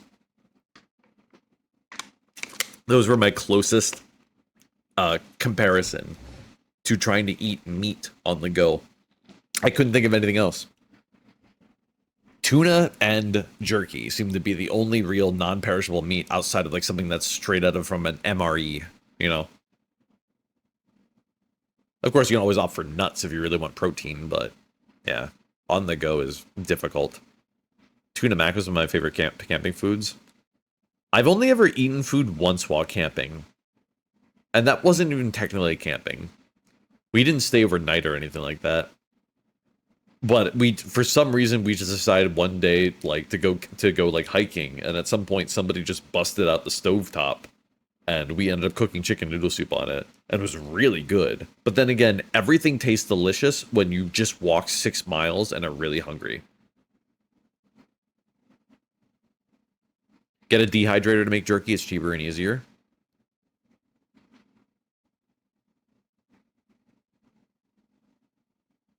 I just don't like jerky. I'm sure it tastes better if you make it fresh, but it's the salty flavor of it I just can't get past. Also the texture, the chewy texture. I don't feel like I'm eating meat when I eat jerky. I want like that. It sounds weird, but I want that carnal, like flavor of eating flesh. And tuna satiates that. It feels like you're chewing something that contains protein. Try epic bars. The pork and the bacon and pork bar isn't that salty. That sounds interesting. Just chew on your friend. It's that easy.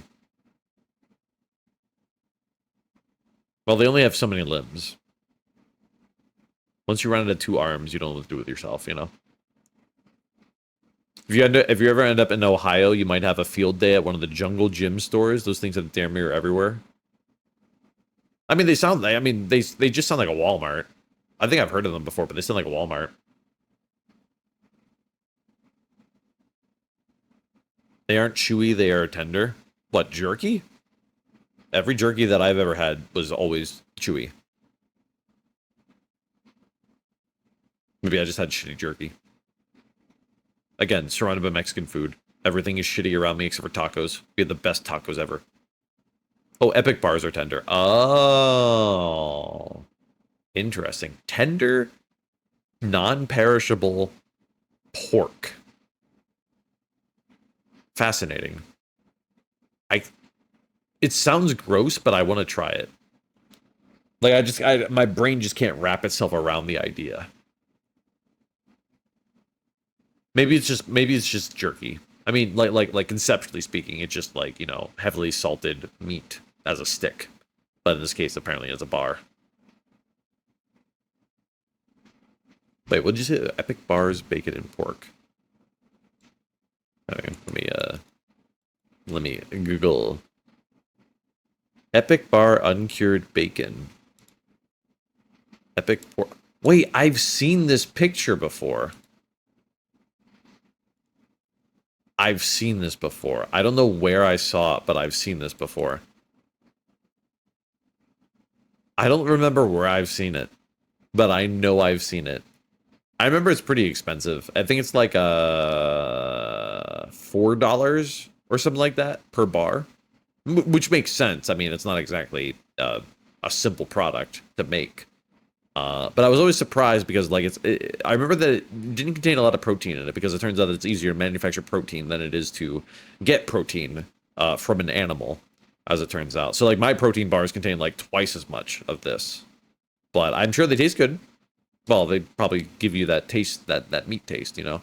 They're in a lot of grocery stores. Yeah, I probably have seen them in grocery stores, too, at this point. I'm almost positive that I saw a pork-related protein bar the other day at a grocery store when I was going through the protein aisle. Those stores have like an entire section dedicated to spicy, international, and cheese. Must be nice. My God, I would kill for a Trader Joe's. My God, would I kill for a Trader Joe's, dude? I always hear so many good things about Trader Joe's from my friends, and there's just not one within like a 3-hour drive from me.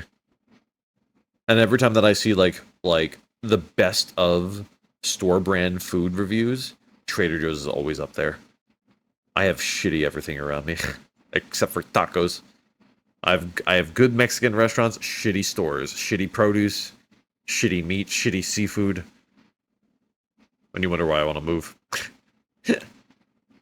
That meat taste. That's what I'm saying. I'm saying that though. Like you can taste like there's like a taste that comes with meat that isn't associated with anything else. You don't get that same taste with like anything. Cheese that has protein, nuts that have protein, you know? Actually, I just remember that there is a food to eat. Sardines, anchovies. I love just opening up a can of sardines. That's actually a great camping snack. That'd actually be delicious now that I think about it. Do you ever want to leave your job though? Leaving my job is always not a difficult. Let me rephrase. I work remote, therefore I don't have to leave my job if I want to move. Although my job may request me to hang around physically at some point, so I'm not sure. But yeah, if I moved, they wouldn't care. they would just adapt to me. They have to adapt to me. They need me too much to not adapt to me. They're not going to say, if you move, you're done. You know?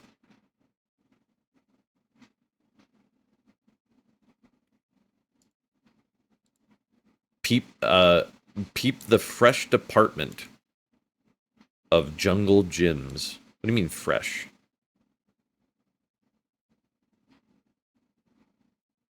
Oh. Oh. Oh. This place looks so much better than any grocery store I've ever been to. As in, it has a personality. That's crazy. It looks like a Midwest store.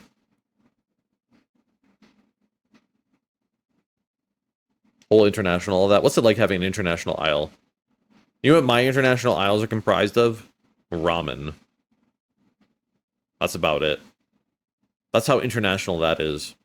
If you want to find like guajillo chilies, they're right there in the produce aisle because Mexican. They're not in the international aisle, that's for sure. You want to buy epazote? Right there. Just in the produce. If I wanted to buy udon noodles, yeah, you gotta mail order them.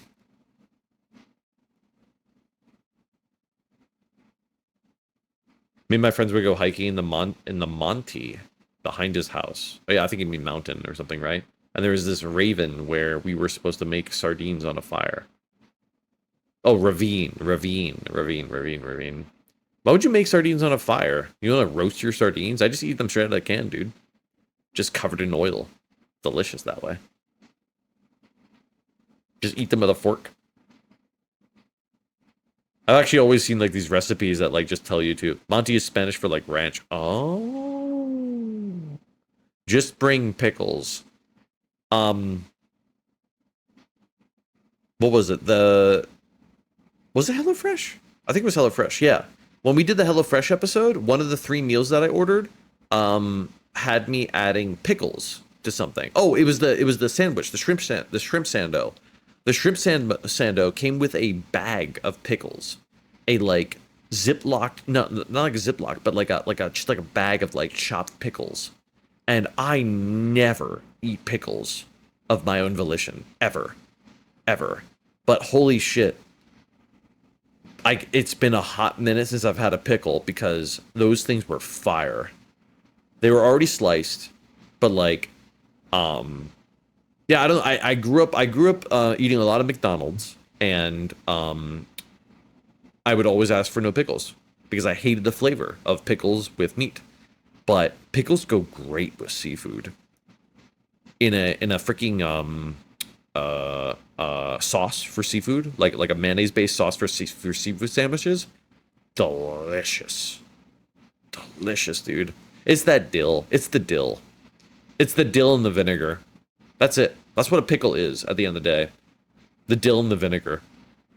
The part where you're biting into a cucumber, you could go without it. I once went to a Michelin-starred restaurant that only served sardine dishes. Best meal I ever had. That sounds like me when I went to that French restaurant and they only served rabbit. It was fucking the best rabbit I ever had, and the only rabbit I ever had. Yeah. Oh, what I was saying about sardines was like I always see these like hacks online. Well, not even hacks. They're like just their actual dishes that people make. But like you can apparently just take a can of sardines and like make a whole pasta dish out of it, and it's just tastes really good. Apparently between the oil and the fish itself, it makes for an excellent pasta sauce because like it's already like flavored, you know. Tuna too. I've seen people do some crazy stuff with just with a can of tuna. Dill pickle supremacy. You want to know the coolest food hack that I seen that I really want to make sometime? French fries. You make French fries like you make a pickle.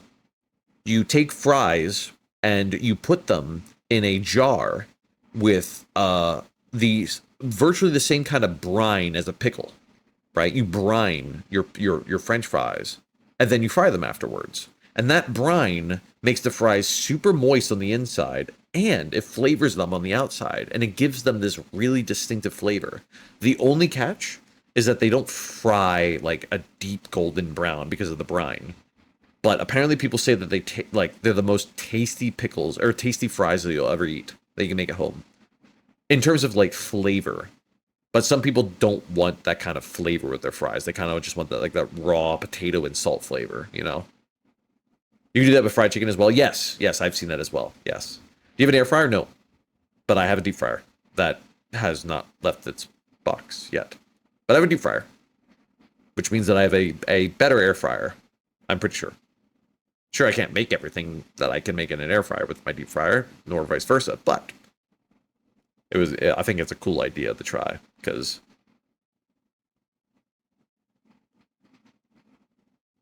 I don't know, I just want to make unique food like that, and it always fascinated me. I want to suck sardine eyes out and swallow them whole. I thought sardines were headless, or am I thinking of anchovies? Or they both? They both can be. I don't know. I buy this boneless, skinless stuff. Not the whole. The whole sounds bad. Real bad. I don't like having to deal with my the orifices of the creature that I'm eating. Why did Nari DM me? Have you played Chained Together yet? You should watch my stream more. I'm kidding.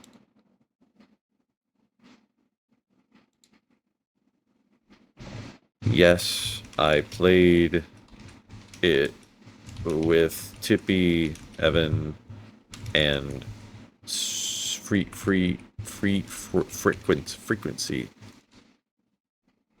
She doesn't know who two of those people are, probably. Make homemade canes for the next screen stream. What are canes? I don't know what canes are. I keep forgetting to do the HelloFresh thing. Do I still have a couple days to sign up? It's a great question. I can tell you. I can tell you the answer to your question. Verbatim. I can literally just... Wait. Am I still signed in to Rekson? Or because I'm Rekson actually games right now, am I actually still signed in? Oh no, I am still signed in. Sorry, I had to check in a different window. I have 1 day left. 1 day and 17 hours. So if you ain't doing it, don't bother. Don't worry about it. Save it for next time. Save it for next time. Yeah, don't worry about it. Not a big deal. And then we can always try Factor sometime too, if people want to try Factor. Although it looks like Factor isn't available right now. Oh, there it is. There it is. Not as profitable, but sponsors. The best part is just the base pay, which is nice because that base pay keeps going up when my CCVs increase. So I can just get paid more without people having to spending a single dollar or even contribute. I just get paid for existing, which is nice. That's the way of being a full-time content creator, baby. Just keep taking those sponsorships. Rekson, you don't know Cane's chicken finger chicken strips. You said chicken twice. Why did you say chicken twice? I don't know what those are. No, I don't know. I don't know. I have no clue.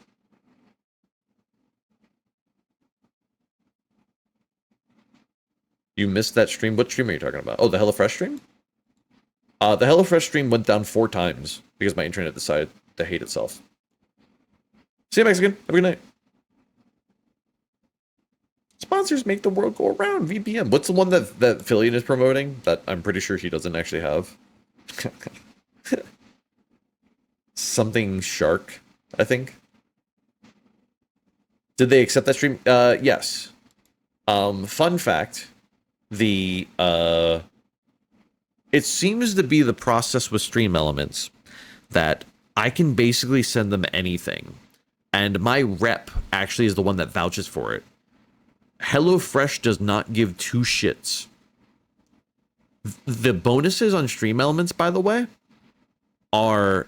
The bonuses for Stream Elements seem to be a conveyance between my Stream Elements rep and the company. What I'm saying is that the company doesn't want my VOD.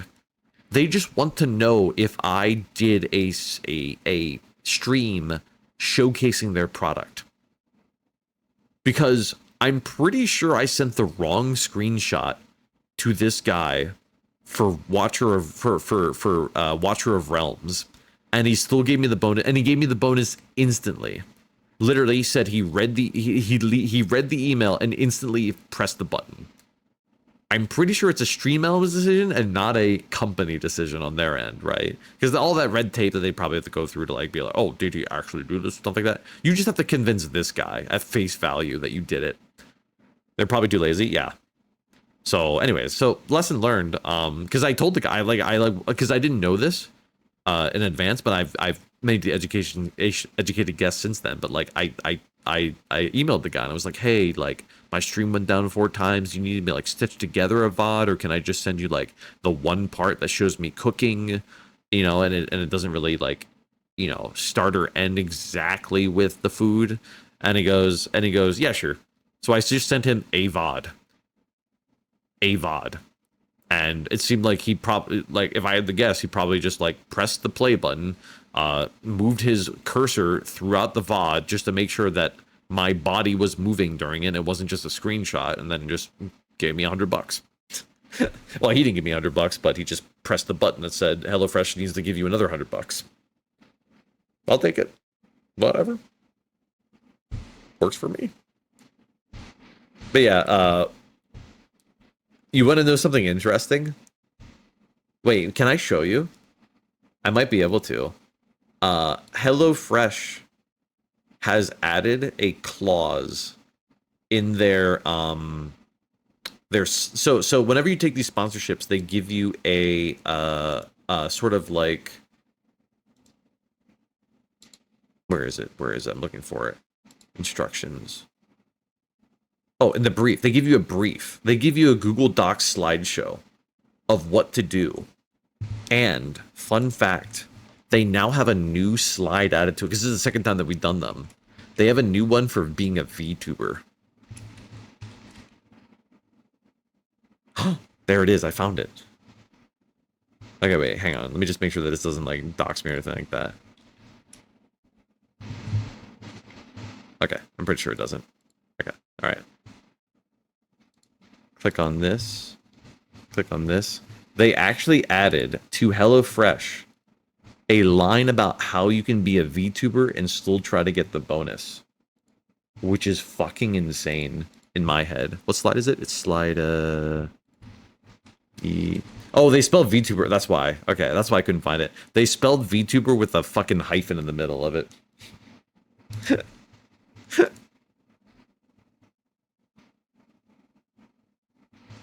This. VTubers, we got you covered. If you're a VTuber or non-camera streamer, here are some suggestions on how you can complete the activity without being on stream.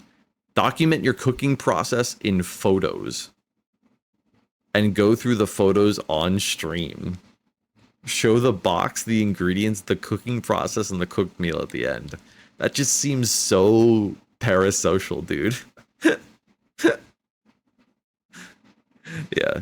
Set up your camera in a very specific angles directed at your work service. Okay, yeah, like we get that one, right?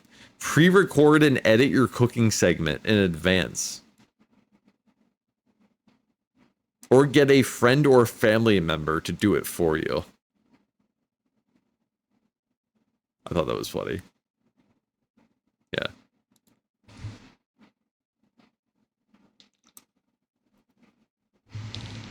It just seems so disconnected when you're like showing them a picture. You know, they're just trying to help. I get it. I just thought it was funny that they have officially accepted that as a lifestyle. You know, who would watch that? What do you mean?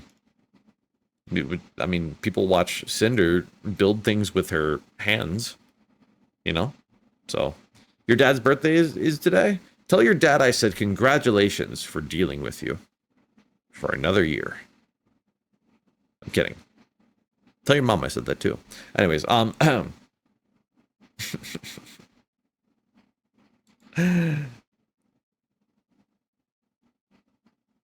just realized that I put my guitar down and never picked it up afterwards. I was playing guitar before I started stream, and I feel like I was already like halfway relieved of stress when I started stream. So like when I started playing stream, I was like on the tail end of like playing guitar. I like Skew Chan cooking streams. Stop. You're so horny all the time. Whatever. Anyways, it is far past my bedtime. I gotta go to bed. I will see you guys tomorrow for Elden Ring. We're not gonna raid somebody. It's too late for me to raid, and I'm extremely tired and brain dead at the moment. Hopefully I can, excuse me. Hopefully I can get a good night's sleep and not be brain dead tomorrow after work as well. We shall see. We shall see. Rekson will not actually game. No, this is the alt stream, alright? You think Rekson games on Rekson actually games? That sounds ridiculous. That's like saying that Rekson games on Rekson games. Rekson doesn't game on any game that involves Rekson gaming. Except for tomorrow when we play Elden Ring, at which point Rekson will actually game, but not on Rekson actually games. You understand? Are you following? Are you putting up what I'm putting down? I thought so. Anyways, I'll see you guys tomorrow. Have a great night. Peace out. Bye.